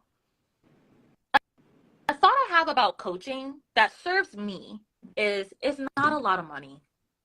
Yeah. No, I always, my favorite thought is it's a drop in a bucket. It's a drop in the bucket. It's really not a lot of money. Yeah. Like when I think about it, like I think about liberation. Liberation is $15,000. You gonna spend the $15,000 somewhere. Here comes the privilege. Like I think so much about this client. This client told me this. She told me this. She was like, I decided to not join Liberation. I want to take a break. In the break, she bought this $2K offer, that $3K offer, another $2,500 offer, a $4,000 offer, another $2K offer, and then a $3K offer. And then she realized I paid $15,000. Right. I'm like, yeah. And she was like, and my problem still isn't solved. Right. I'm like, she was like, I could have been in Liberation. I'm like, you could have been in Liberation. She was like, I'm joining. I'm like, I thought so. Like it was our conversation on a sales call. She was like, I'm gonna join because I realized I spent the $15K. You're gonna spend the money anyways. Right, literally. You called it. Ooh, I love this live so much. That brings me to nervous system. Yes. Because someone might say, well, it feels easier on my nervous system to pace my spending, my investing, to pace it, to do 2,500 and then get the most I can out of it, to squeeze that out and then do the next 2,000. Like that's softer on my nervous system. And my bank account. Like, I'm sorry, but I would argue that the majority of people, especially in this economy, are not just sitting on an extra $15,000 that they can continuously invest in their business. Like, this is the most tone deaf shit I think I've ever heard. Mm-hmm. What do you think? We both have lower ticket offers, so I'm not knocking like $2,000 offers or $5,000 offers. Yeah, right? Totally. We both got them. No, literally, my $1 Million Email is $2,500. I think it's like, okay, for the record, a $2,000 offer is not low ticket. Those will solve a problem. My premise is the nervous system will not be supported if you're trying to avoid the thing that you actually need, right? So in that example with the client that I just shared, she was like, I was trying to use this and I was trying to use that, and my nervous system was actually spread thin. Right. My nervous system was spread thin. They believe they're worth $15,000 because some coach above them probably told them that that's what their worth is. I actually didn't know where to go. I was just talking to somebody and she was like, I invested over here, because she was trying to do the same, like hodgepodge her investment versus just investing in the right thing. And then she was like, I actually didn't end up using any of it. And that'll weigh on your nervous system more than anything. Right. Because then you've lost like trust with yourself to invest. Like I find like a lot of times with my clients, with myself, with people I talk to, they lose self-trust in that process because they're like, no, I now see myself as a person that doesn't use what I invest in. So now the next thing you need to invest in is going to be 10 times longer for you to get your brain on board because you've lost self-trust with yourself. Okay. I don't think that's how that works, but Noma's saying, if I spend $15,000 just on the coaching, what will I use to run my actual business? That's what I want to know. And this actually came up in the interview that I did. I don't know. I think it came out on Thursday. And essentially, this individual and I were chatting about how what we see a lot of the times is people coming into the coaching industry with good intentions. And this concept actually comes up in a video that I'm going to put out next week. But it's this idea that, like, when I decided to become a life coach, for example, 5 years ago, I went into it with the true intention to help people. And essentially, after working with multiple mentors, what I came to realize was that the only way I was going to be successful was if I fell into this ploy of this pyramid where I would raise my rates to something that wasn't, like, I think at the time I was charging like $40 an hour or something. So the only way I was going to be successful in coaching was to start charging, you know, $2,000, $3,000, $4,000 for my coaching programs, but that wasn't something I was comfortable with. And what was the point I was making? So what we see happen is people invest, you know, large sums of money, $5,000, $10,000, $15,000, and then they have to then in turn start charging that much money in order to make up for the amount of expenses that they have. So when you see these people online continuously claiming, I made 6 figures, I made multiple 6 figures, I made 7 figures, I would like to see a profit loss statement to know how much money of that you actually invested in coaching and how much of it is actually profit. Because I would hazard to guess, and this is based on a lot of the content that I've reacted to, a lot of these people are investing upwards of 6 figures in mentorship. So even if you're making $200,000, if you've spent $150,000 on a mentor and you're only taking home 50 grand, why don't you just go get a regular job where you could make 50 grand and not have to do all this back and forth? Right. And nervous system is so touchy. And again, like, we're both in trauma healing containers. We believe in nervous system. We believe in all of this. We talk about our nervous system. We coach on nervous system, right? Literally all the time. All the time. We're not my entire job is nervous system work. We're not anti-nervous system, right? And it's just like, wouldn't support at the highest level support your nervous system? Right. Wouldn't support at the highest level for you support your nervous system? Wouldn't that be the best self-care practice? Wouldn't that be the best thing? Even if, and I want to speak to the people, because I totally have this objection sometimes too. Like, I have a few things I plan on investing in, and I'm watching my brain have all the objections that I hear from my own clients, right? And like, even if you're like, but I'm not going to use it to the full. I just know I'm not. And I've been giving my brain, yeah, that's okay. And you're still going to spend $15,000 for that next thing. Or you're still going to spend $10,000 or $6,000 or whatever for that next thing. No, I'm not. Most people don't have $15,000 to spend. That's the piece that they're missing here. Because you having access to it is the best thing for you. It's the nervous system support, the access, the support. Right. Just the fact that it's there will ease your nervous system. Right. Exactly. This nervous system stuff is such BS. Go to therapy. You guys are not therapists. Yeah. Being on the edge, I'm like, am I doing it? Am I not? Am I doing it? Am I not? Not doing it is often more triggering. Yeah. Your content is triggering. It's often more triggering. Yeah. What's next on the list? Me too, Mia. Me too. We've covered a lot. We have. I think we've been talking for at least an hour. We've covered a lot. I think, like, it's so good. Yeah, it's really good. I want to talk about, like, how to reduce breaks on the client, like. And as a coach, how do you reduce breaks? Yeah. So I think, to be petty, and I had a client say, like, how do you manipulate people into your program so that they keep paying you? We're about to learn. Do I have to, like, resign always for my clients to resign? Not necessarily, no, right? Like, you don't have to do that. It's not like the world isn't going to punish you if you don't resign, right? I want to be clear. Right. And because I resign with my coach, I know the thoughts that I need in order. Oh, my dog just came. That's a good point, actually. Lily! She scared me. I know the thoughts that I need to re-sign with my coach. Yes. And so then I'm able to think about it from my own perspective too, as a coach myself, being like, okay, why do I like re-signing with my coach? Because she does this, because of that. And I'm like, okay, how can I give that to my clients too? So I'm glad you mentioned that, because I think about that too, even in, like, I'm making some new investments in the upcoming months. And it's been amazing watching my brain and being like, my clients are thinking all of this about my programs. Yeah. All of it. And, like, that alone is valuable for my business. Yeah. I think, like, because I have bought so many things, I now know how to sell so many things. Say that again.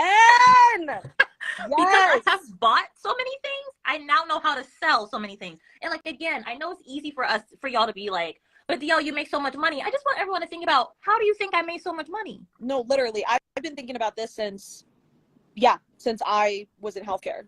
And honestly, even before I'm not sure how old they are, but I would guess they're like mid to late 20s. Coaching, I was investing in something, right. like some kind of personal, a lot of us were. Right. A lot of us were investing in some kind of personal development, some kind of, you know, the extra fancy gym membership or the extra this or the extra that. Like, a lot of us already have that experience that are in the coaching industry. So yeah, like where do you have to look at where I've always been doing this? Right? It's like, oh, I've always been doing this. Okay, there's a huge difference between my $70 a month gym membership and a $15,000 coaching program. At least I know that if I spend $70 a month and I go to the gym 5 days a week, that I'm going to see a return in my fitness. If I spend $15,000 on your coaching program, guaranteed return on investment, it's not there. Right. And like investing too, I think it's interesting, especially if we're talking about staying with the same coach. We have the thought, like, it should be easy to re-sign with her. And if I'm having thoughts about it, that means that's a problem. Right. And it's like, no, you're going to have thoughts every re-sign. No, literally, yeah. You're going to have to recommit every contract. Mm-hmm. Every contract, you're going to have to recommit. So yeah. It's like, if you're having thoughts, be like, of course. Yeah, of course I am. I'm human. In a selling experience. Right. I'm getting in the buyer's experience. Right. Money is leaving out of my bank account. My brain is always going to have an issue with that. Right. It's not going to feel like, yippee, yippee, yay. Like, it's not going to feel that way. Yeah. Yep. That's we covered almost everything. Well, there's still 30 minutes left in this video. Like, in order to reduce breaks on the client, like, you really have to think about your own experience. Oh, yes. That's what we were talking about. We were talking about the breaks on the client. You reducing breaks as a coach.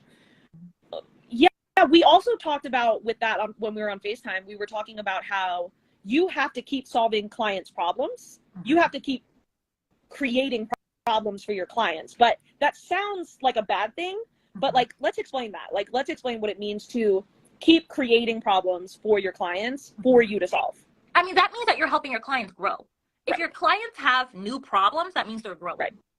Right. And like, for me, the way I described it is with my clients, I literally told them, I was like, my goal is to break your systems. I want to build and break systems. I want to build and break your team. That's my goal, because that shows that you are scaling. And if you're scaling, first of all, it's a good thing because that's the whole point, right? But also, for me as a coach, if they're scaling, I'm continuing to have problems to solve for them, which naturally reduces breaks.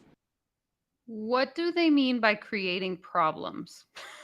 Because my reaction is the same as yours, Mia. Why are we creating problems? I want to know.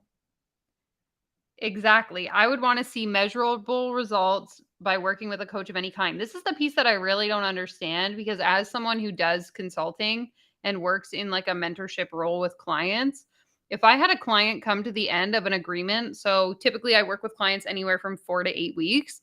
If we came to the end of the 8-week period and they had seen no changes in their business, they didn't feel more, capable in their ability to, I do a lot of like social media coaching. If they didn't know, what their strategy was going to be for the rest of the year after we had worked together for 8 weeks, I think that as the coach, I would be like, or I don't call myself a coach, but you know what I mean?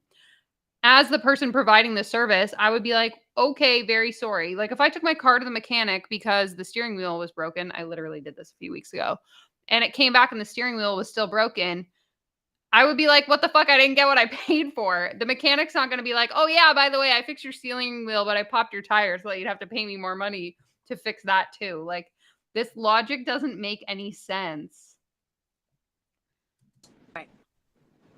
You have to continue to solve problems, right? And that means you have to get them to a place where they're winning, right? Which then also creates another problem, right? Mm-hmm. Mm-hmm. And it's interesting because I think the biggest thing I've learned in scaling is that winning does create problems, and they're good problems to have.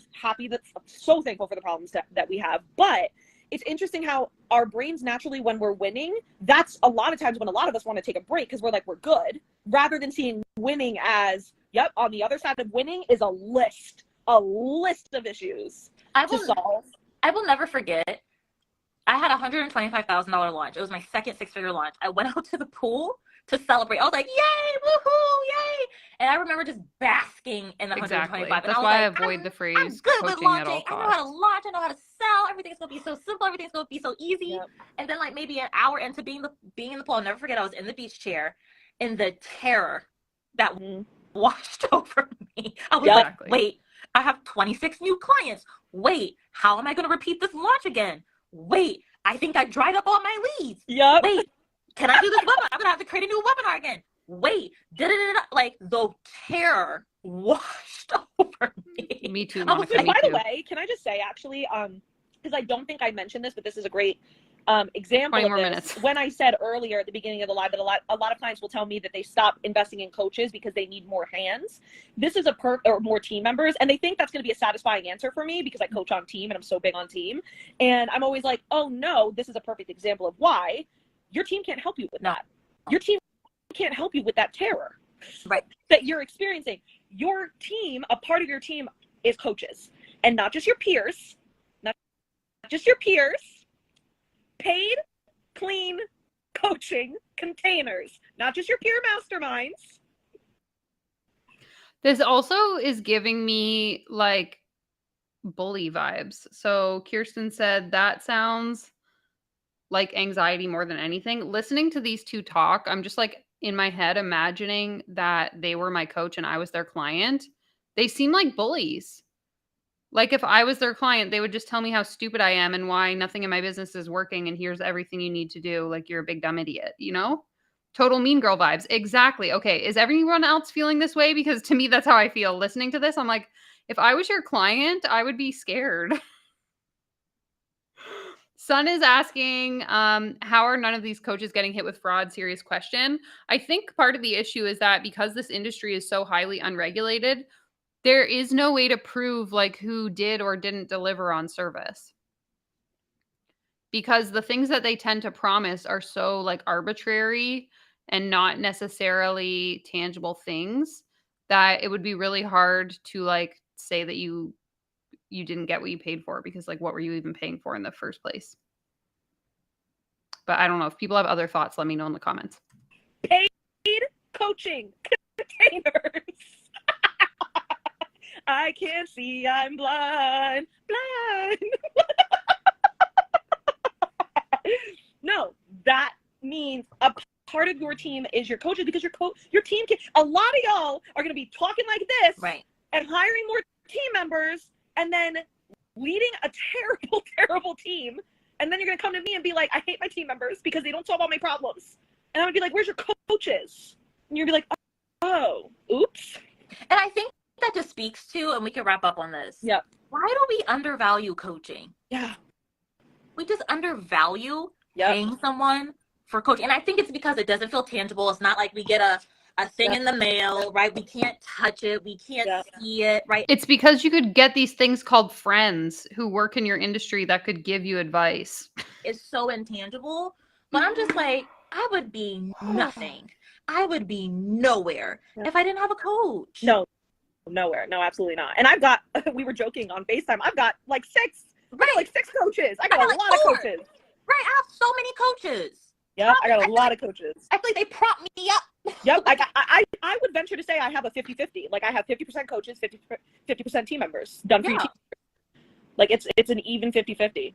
I feel like when my head is hanging low, they prop me up. Right. When I don't want to walk, they hold me up. They stand Meanwhile, me up. a lot of y'all want that from your team. Now I'm getting spicy.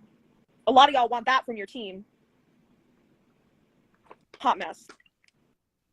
Or I think the friends. Don't go there. But I think the friends is actually a really, really good one too. No, the friends, like you and I, or me and whoever, let's say like any of my friends, any of my business friends, I get coached all the time. Right. I get so much free coaching. Thank you to all my friends. Love y'all so much. I get so much free coaching and I still pay for coaching. Yeah. And I get coaching from the best minds in the industry for free a lot of times. And I still pay them and I pay for even more coaching. Mm-hmm. Doesn't matter. Mm-hmm. Does not matter. I've seen so many people in peer groups, peer masterminds that are free or whatever. And oftentimes it's not even the free nature of it. It's that it's not a clean container often. So you're just getting bad coaching because you're not.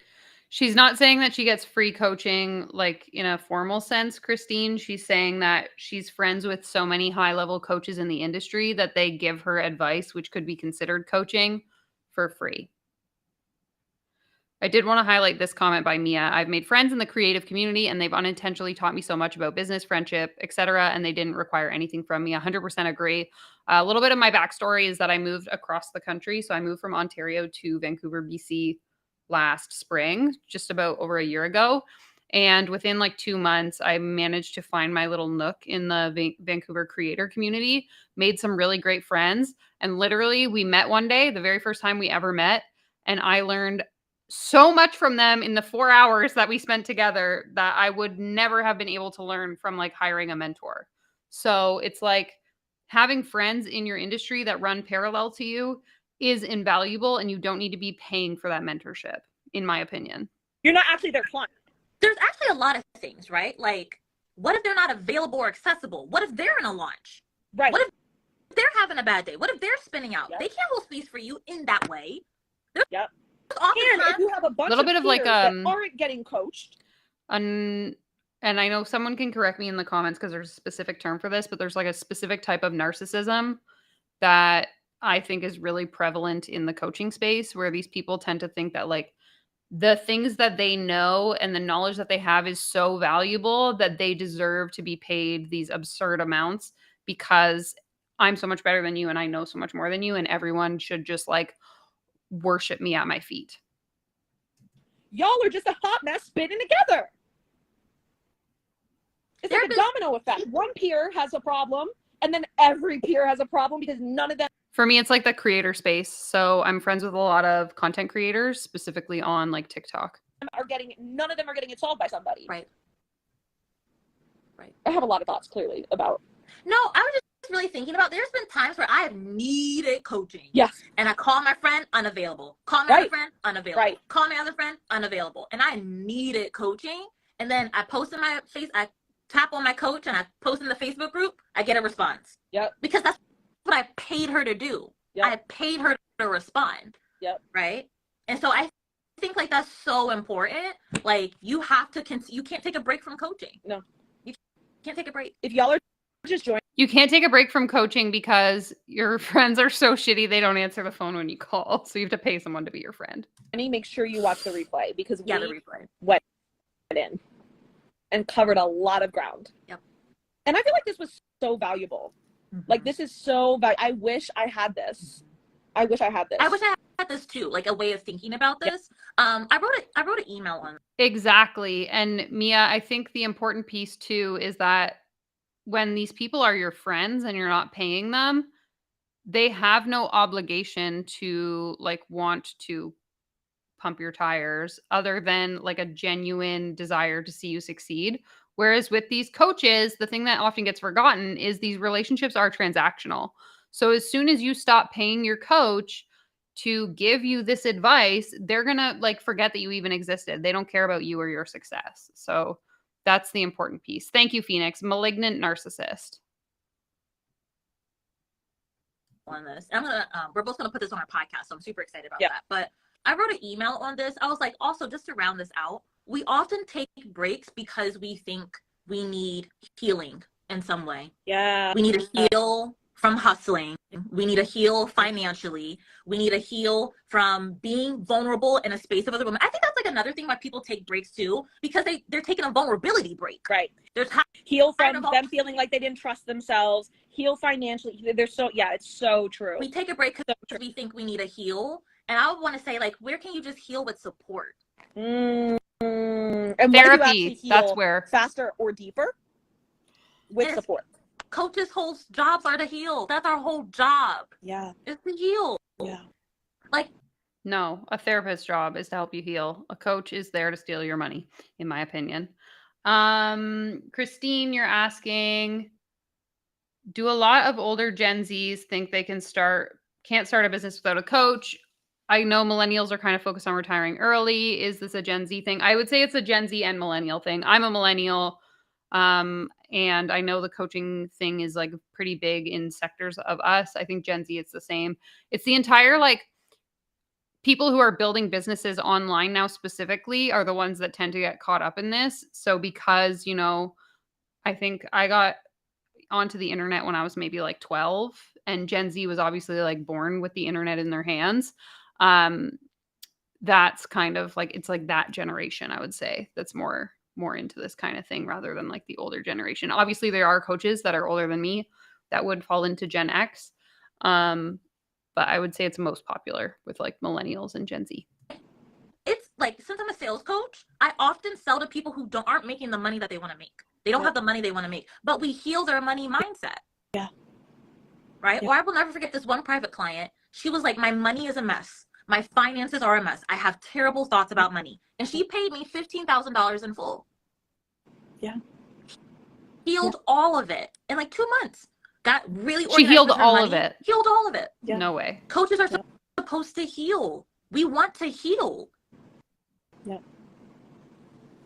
I actually think about, even outside of coaching itself, like a big thing for me with launching, for example, was I need to heal from launching. Okay, this is the confusing piece. Kirsten is asking, is there a coaching MLM? I have a friend who's a coach and she tried to pitch me into becoming a coach. So there's no formal MLM for like business coaches. I know like with companies like Body, for example, formerly Beachbody, they call themselves a coach, like a fitness coach. And then they recruit you to like become a fitness coach as well. There's no formal MLM that's like the business coaching MLM, but the structure itself kind of mimics an MLM in that if I'm a business coach and you hire me to be your mentor, I'm going to teach you to follow the same process I did to then become a business coach as well, in which case you're going to get your clients to do the same thing you did, and so on and so on. So it acts a lot like an MLM, but it's not like, there's no formal like MLM company that's dictating this behavior. I need to take a year. I took a whole year off launching just to heal from launching, instead of healing while I launch or healing, right? It's like, it's not just coaching. Like, where are we just trying to eliminate everything for the sake of healing, when all I needed was to launch while getting supported. And I needed to, and I need to figure out how to heal launching by launching, right? Instead of trying to eliminate it, like take the candy out of the pantry. It's like, no, like learn to have the candy in the pantry. And then that way you don't create aversions to it. You don't then don't binge, right? Yeah. Like, yeah, Monica, but even with people like Jessie Lee, she has her like Prove It business, but then she also has her business coaching. So it's like they're two completely separate things. There's no like, Prove It isn't recruiting people to become a business coach, if that makes sense. Her business coaching business is completely separate. Like, it's all of that. And like, I even think right now, that's such a great way of thinking about it too. I even think right now there's a business decision that I have made, and it's painful. Yeah. Every time it comes around, it brings up all my stuff. It's very, very triggering. But I have not changed my business model yet, because I'm like, I want to learn how to heal, even with this decision. Yeah. Taking it away will not eliminate the need for healing. You still got to do the work. Now you're just going to do it unsupported. You're going to do it by yourself. Yeah. Or you may not do it with the person who you know can do it the best. So good. Amazing. Anything else? I think about why breaks break businesses? There's still 15 minutes, so they must have something else. Let's real quick. We haven't talked about successful breaks. Now we're allowed to take breaks, everyone. Listen up. I know what you Get the pens and papers out. Right. We haven't talked about when people think the break was successful. Like, I have had clients that are like, oh, that I told you, I'm very often the comeback coach. Okay. Sorry, I keep pausing. I want to talk about this. So Sun is saying they always lie and pretend everyone they've ever worked with was just so happy and had such a life-changing transformation. In my experience, honestly, what happens is a lot of these coaches don't allow the opportunity for feedback. So for example, anytime I work with a consulting client, I always send a feedback form at the end, basically just asking, what did you like? What didn't you like? What would you like to see different, etc. And in my experience with a lot of the coaches that I worked with in the past, they never afforded me the opportunity to give them feedback. So I had one coaching experience that was really, really awful. She basically just like abandoned me. And then 3 months later came back and was like, hey, do you want to hire me again to join my next program? And I was like, fuck no, you abandoned me. But that's besides the point. The idea is that she was posting all of these testimonials on her website from the clients who did have a positive experience, who proactively reached out to her being like, oh my God, we'll call her Sarah. That wasn't her name, but oh my God, Sarah, you changed my life. Thank you so much for X, Y, and Z. That's the kind of stuff that they broadcast online. But those of us like me who never gave her feedback because I wasn't given the opportunity, and if I had of, I wouldn't have given her positive feedback. Then they don't have that to go off of. They're just riding the high of every person who has ever DM'd them positive feedback. Right. And I have clients that are like, honestly, it was such a good thing that I did that. It was so successful. And I'm like, interesting. I find that very interesting. What do you think about that? Is there such a thing as a successful break? Members now have access to new emotes. So that's what this comment is. That's why I'm highlighting it. It's my dog and my cat. I turned them into emotes. So say you're probably successful in one area instead of 10. Right. Or it's like, when I hear that, I'm like, oh, then your bar was just set super low. People are like, yeah, I took a break from investing and I signed 10 clients. I'm like, honey, you could have signed 30. Right. You could have signed 30. Yeah. So I'm like, oh, your standards were just super low. If you're calling this a success, right, your standards are just so low. Right. I agree, Lisa. Your standards are low.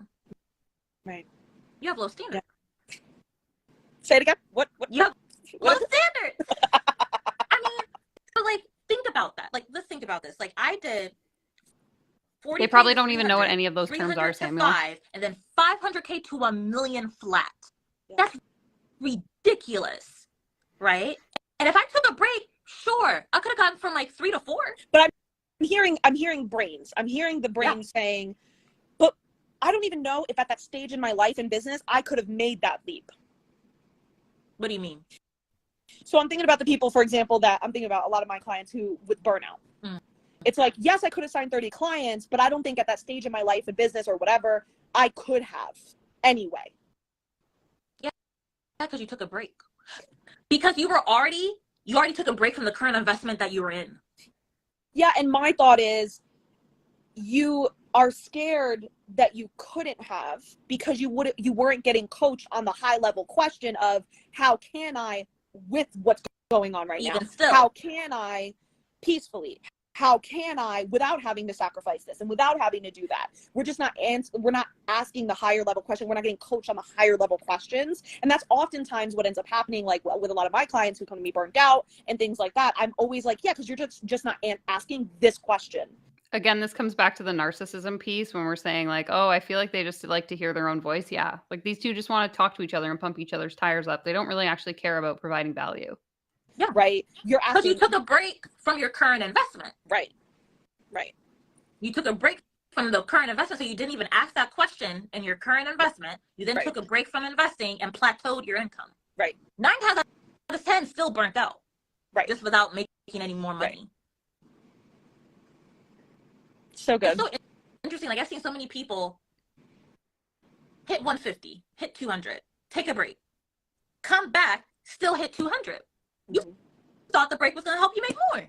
You're right where you are just 2 years later. Yep. Think about that. You're right where you are just 2 years later. Or like you were at 200. Like I said, you were at 200. You took a break. You fight your way back just to get back to 200. Right. And you could have been at 4. Right.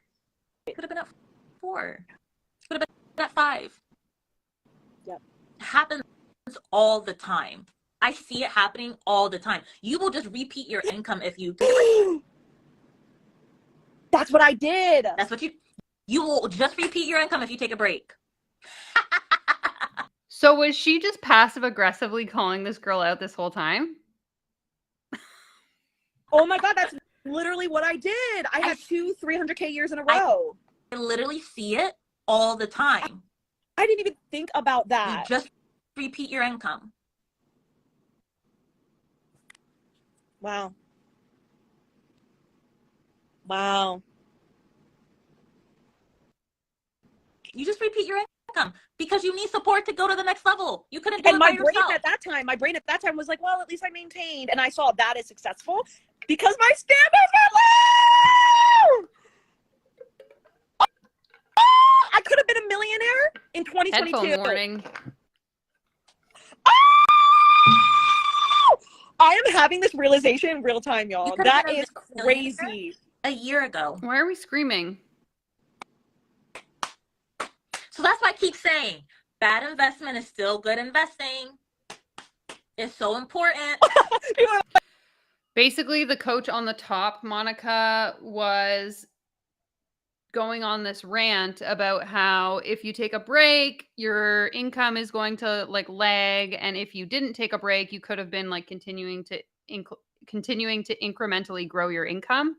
And so the girl on the bottom realized that the girl on the top was calling her out because I guess she took a break and her income stalled at a certain amount, and she could have been a millionaire by now if she had have just done the thing. Like not Kirsten having an aha moment on camera. I'm like, and I got so close too. I did 700. I literally would have been. This is why I'm saying, y'all, like this is all from experience. This is all from experience. Exactly, Kirsten. Sure, you made 700K, but how much did you spend on coaching? I know DL's not even coaching me. I'm getting coached right now. I'm sitting here like looking dumb. Because I've been thinking about this for weeks. Yeah. I'm like, there's so much here, and people have no clue. And it sounds salesy and graspy. Keep resigning, keep signing up. Always have a business coach, but don't resign. Don't sign up with me. That's what you're saying. Son, this is sick. It's never enough with these people. They gaslight you and tell you that you're thinking too small. If you're only making $30,000 a year in your business, you have to constantly be making more. 100%. My first year in business, I don't totally remember, but I think I made like a few $1,000s. And I was proud of myself. I had never run a business before. I didn't know what I was doing. I just like was making it up along the way. And so the fact that I was able to, create this yoga business and sell a few $1,000s worth of yoga in a year, to me was pretty freaking cool. And so for these people to come on and be like, oh, you're a failure unless you're making multiple six figures. It's like, not everyone wants to do that. Not everyone is motivated by money. And not everyone's goal in life is to be a millionaire that charges people thousands and thousands of dollars. Like, I just don't understand this narrative.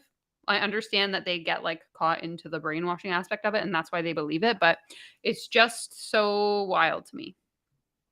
This is about you. It really isn't. It really isn't. This is about you leaving. In Kirsten's example, she left $300,000 on the table. Yep.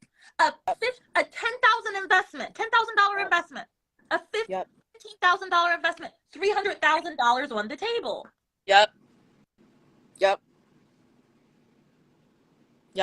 Like this isn't for sales. This is help. Like this is huge. No, literally, it's funny because on FaceTime we were talking about like we really want to make sure people don't think it's the usual conversation of like resign for the energetic match of having your clients resign with me because you're only successful if you resign with me. We were very intentional about like that's not what we want to communicate. Like we want to communicate the full scope of like what we've seen as business coaches, how it has truly affected our businesses, our friends' businesses, and our clients' businesses. Not me being dragged on this Easter Sunday Eve. I forgot that's tomorrow. So sorry, y'all.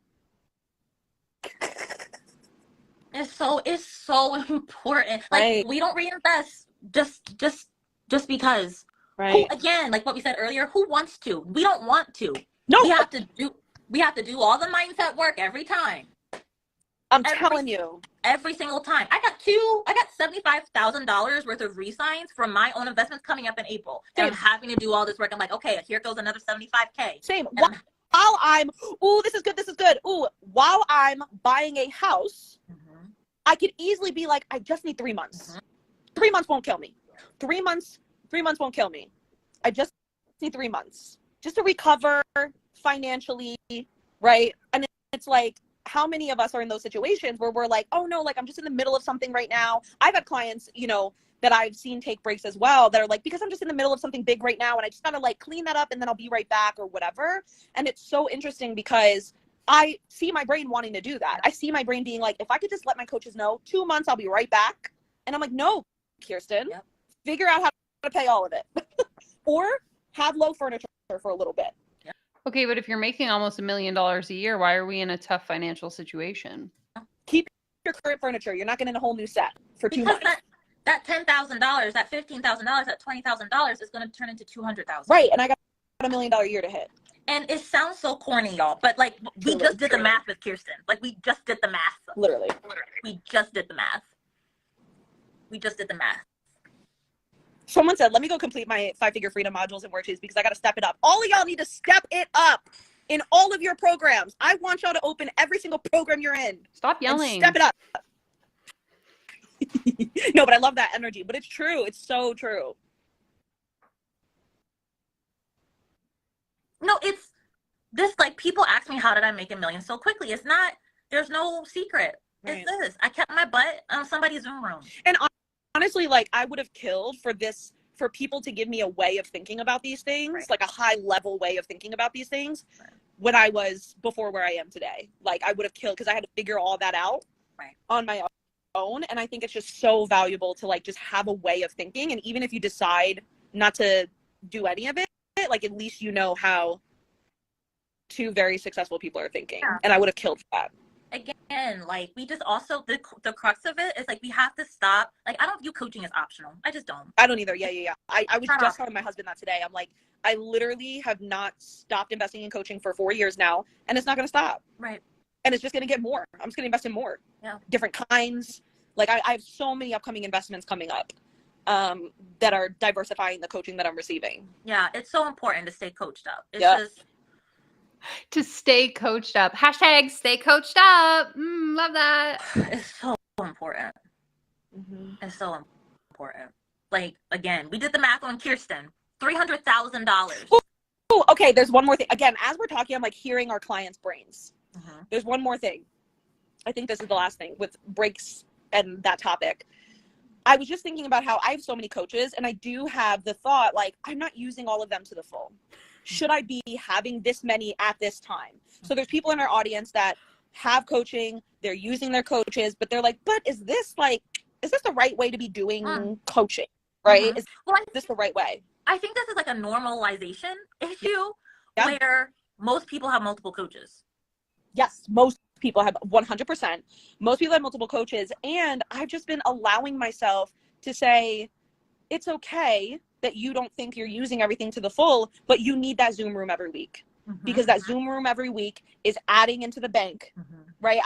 Earlier, I was talking about the weight loss coaching that I'm sick of paying for, right? And I had the thought, I'm not using it enough anyway. I got other life coaches I could be using, or whatever. And it's so interesting how I'm like, no, Kirsten, you're paying for that Zoom room every week, or you're paying for that membership every month, simply because you have already told yourself and decided you're working on this. And I'm not waiting until next year to start working on it. Even if I think I'm not going to use it to the full, I'm not waiting until next year to start working on it. I have a unlimited yoga membership and an unlimited bar membership. And some weeks I don't go to bar. And CrossFit too, same for me. Yep. Yeah, some weeks I don't go to yoga. Yep. Right? But I identify as a yogi. I identify as somebody who goes to bar. Mm-hmm. And when I need to, there have been times where I will literally clear my calendar. I'm like, I need to go to yoga today. And it's there. Yep. Versus if I didn't have the membership, if I had to pay, for the membership fee, and then look, the class is full and the members get in first and all of that. Yep. I pay for the moment that I do need it. And I'm counting that. That's how I feel too about a lot of my investments. Yeah. I'm paying for the moments that I do need it, because when I do need it, I need it, and I need it bad. Yeah. And those moments are the difference of moving your income along. And like those moments are worth the entire investment. The whole investment. I told my mastermind, I said, every call is worth $15,000. Yep. Every single call. Every Slack message, every Loom video you get, $15K right there. And they'll say it back to me, like, this was worth $15K. This was worth $15K. They'll say it back to me. This was worth $15K. Oh, that was a $15K investment. Right? Yep. And I do the same thing with my coach. I'm like, ooh, that was 50K coaching right there. Yep, made 50K right there. Right? Yep. Right in this moment, I made $50,000. And that's how I talk about my investments. Yeah. When I leave bar, I'm like, this was worth the whole 150. 150 is a lot for bar class. Oh, 100%. I pay the same for CrossFit. You're saying that $15,000 is not a lot of money, but then to pay $150 a month for what I'm assuming is like an unlimited membership, or like here in my city, you'd probably get at least 2 classes a week. You're saying that's a lot of money, but $15,000 isn't a lot of money. So which one is it? Right. 150 is a lot for bar for me to the little studio. But when I leave, I'm like, I'm a new woman. Worth it. Worth it. Yep. Same. Worth it. Same. You got anything else? I think that's it. I think that's it too. I think we covered it. We covered that. We cleaned it out. We cleaned it out. Yep. Cleaned it out. All right. Thank you for coming to our Why Breaks Break Businesses live video, which was inspired by FaceTime. We're done here. We just took our FaceTime over to Instagram, and it's so funny. Okay, there's a few questions or comments here that I want to address before we finish up here. This one being, yeah, we need a coach for everything. We need a coach to wake us up, to remind us to shower, to tell us what to wear. The vibes that I'm getting from this conversation are like, stop thinking for yourself and just pay someone to make all the decisions for you and to tell you what you need to do. Now, I want to go back to Monica's comment because I think this is important too. So a lot of these coaches will continuously talk about the importance in investing in coaches, investing in mentorship, et cetera, but none of them really talk about how important it is to also use your business income to invest in things like retirement, to set aside money for income tax. That's a big one. Sales tax, if you're in Canada, all of these things, medical insurance, dental insurance, all of these things are pieces of being a small business owner that don't get addressed in a lot of these surface level coaching programs. Yes, Kirsten, we made it to the end. Thank God. Thank you everyone for bearing with me. Now, there was one more comment that came up a while back, and I didn't want to stop to talk about it at that time because I was pausing so much. Here we go. Nope, that's not it. Sorry. Here we go. So Bruce said that I think it's a generational thing. I'm 41 and perfectly happy for things to just be. Again, if we come back to this idea that I was kind of alluding to earlier, where like I'm a millennial, I'll be 31 in a couple of weeks. I started using the internet when I was probably like 12, 13. Gen Z was pretty much raised on the internet.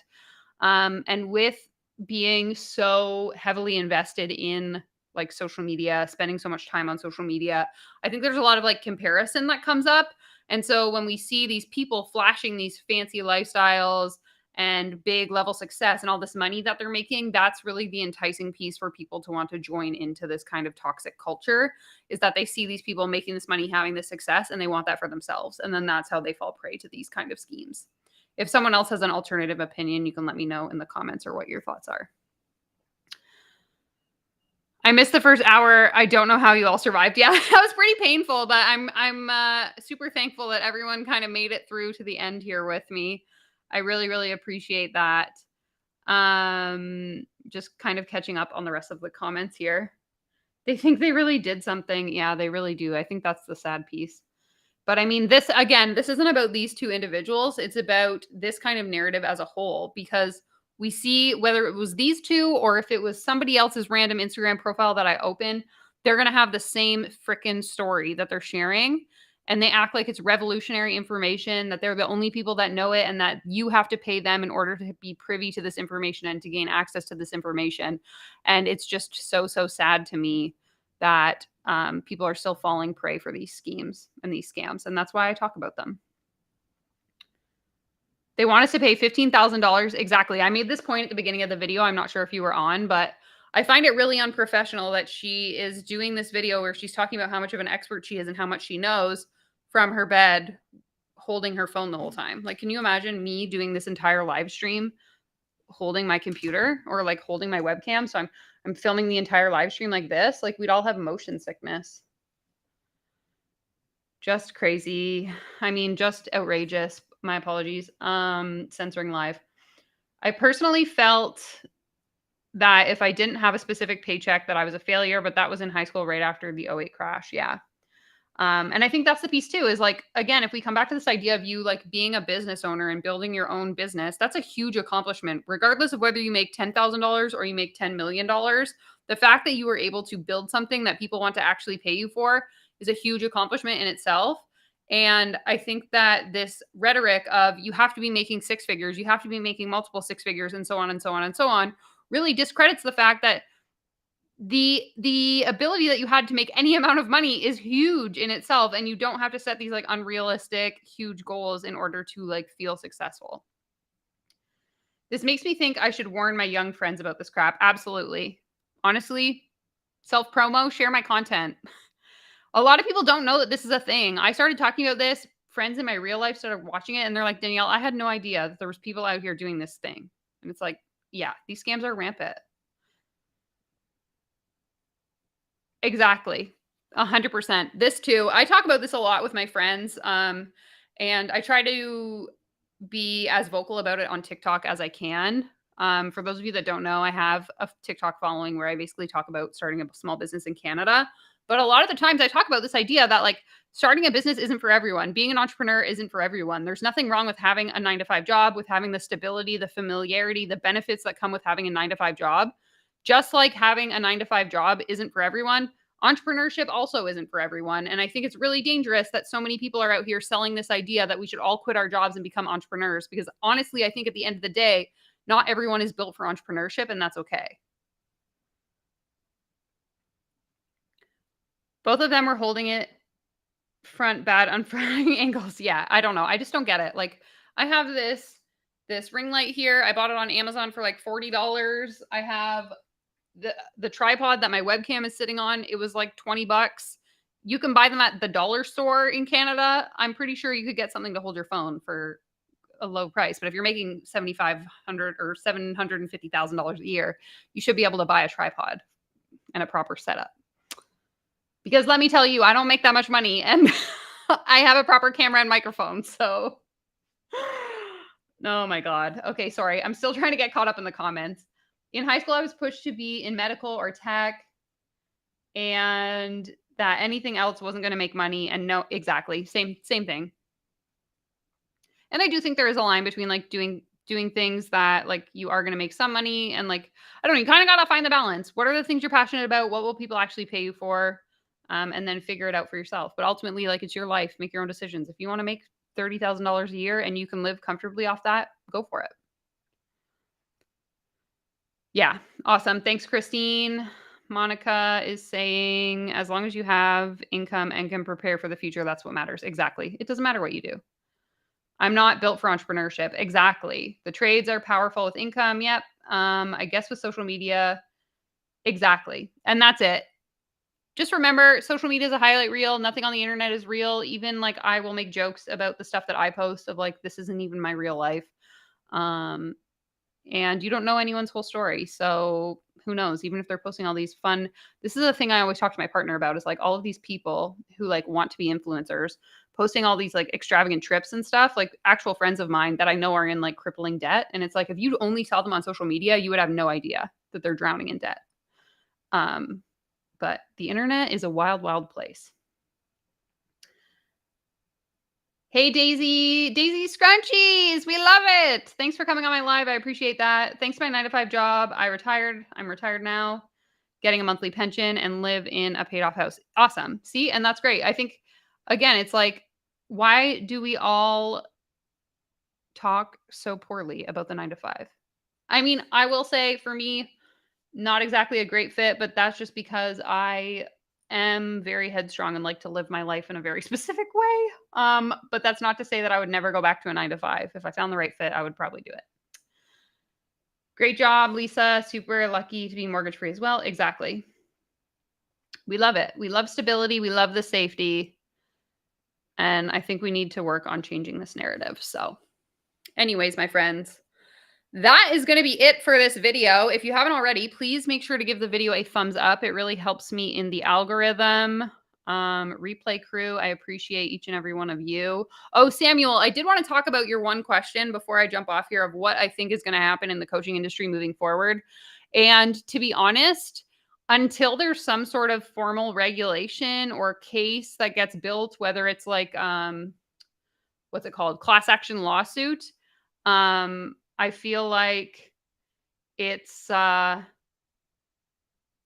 to just keep going, and it's just going to keep getting worse until more and more people start speaking out about it. It's kind of like what we see in the anti-MLM space with like maybe 5 years ago. No one really knew what an MLM was. People were falling prey to it. Now there's more and more creators in the space talking openly about it. And that's kind of why I started creating content, is because not too many people are talking about the business coaching and life coaching industry specifically. And so it's really important to me that we are, advocating against these people and speaking out openly about their unethical practices. So that's kind of my 2 cents. If people have other thoughts, you can let me know in the comments. But I think the industry will continue to exist until enough people are talking about it.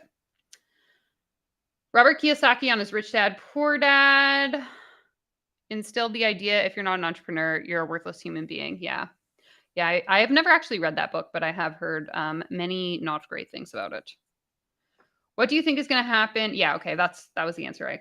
Question I answered. Yeah, taking the blinders off. Exactly. And I think that this is the issue too, is like there's so much shame associated with people who have negative experiences in the coaching industry. I know for myself, it took me probably 4 years before I was comfortable talking about how I had spent all this money and like gotten duped, because I think there's a lot of shame and embarrassment, you know, when you're spending $4,500. I'm supposed to be a smart businesswoman and I'm over here getting scammed. So there's a lot of shame and it's hard for people to talk about. But if anyone is watching this video, I guess on that note, and you do have a story that you want to share and you want to share it anonymously, my inbox is always open. So my email should be linked in the description of this video. If not, find me on Instagram. Go to my website, danielryan.me, and you can get in touch with me there.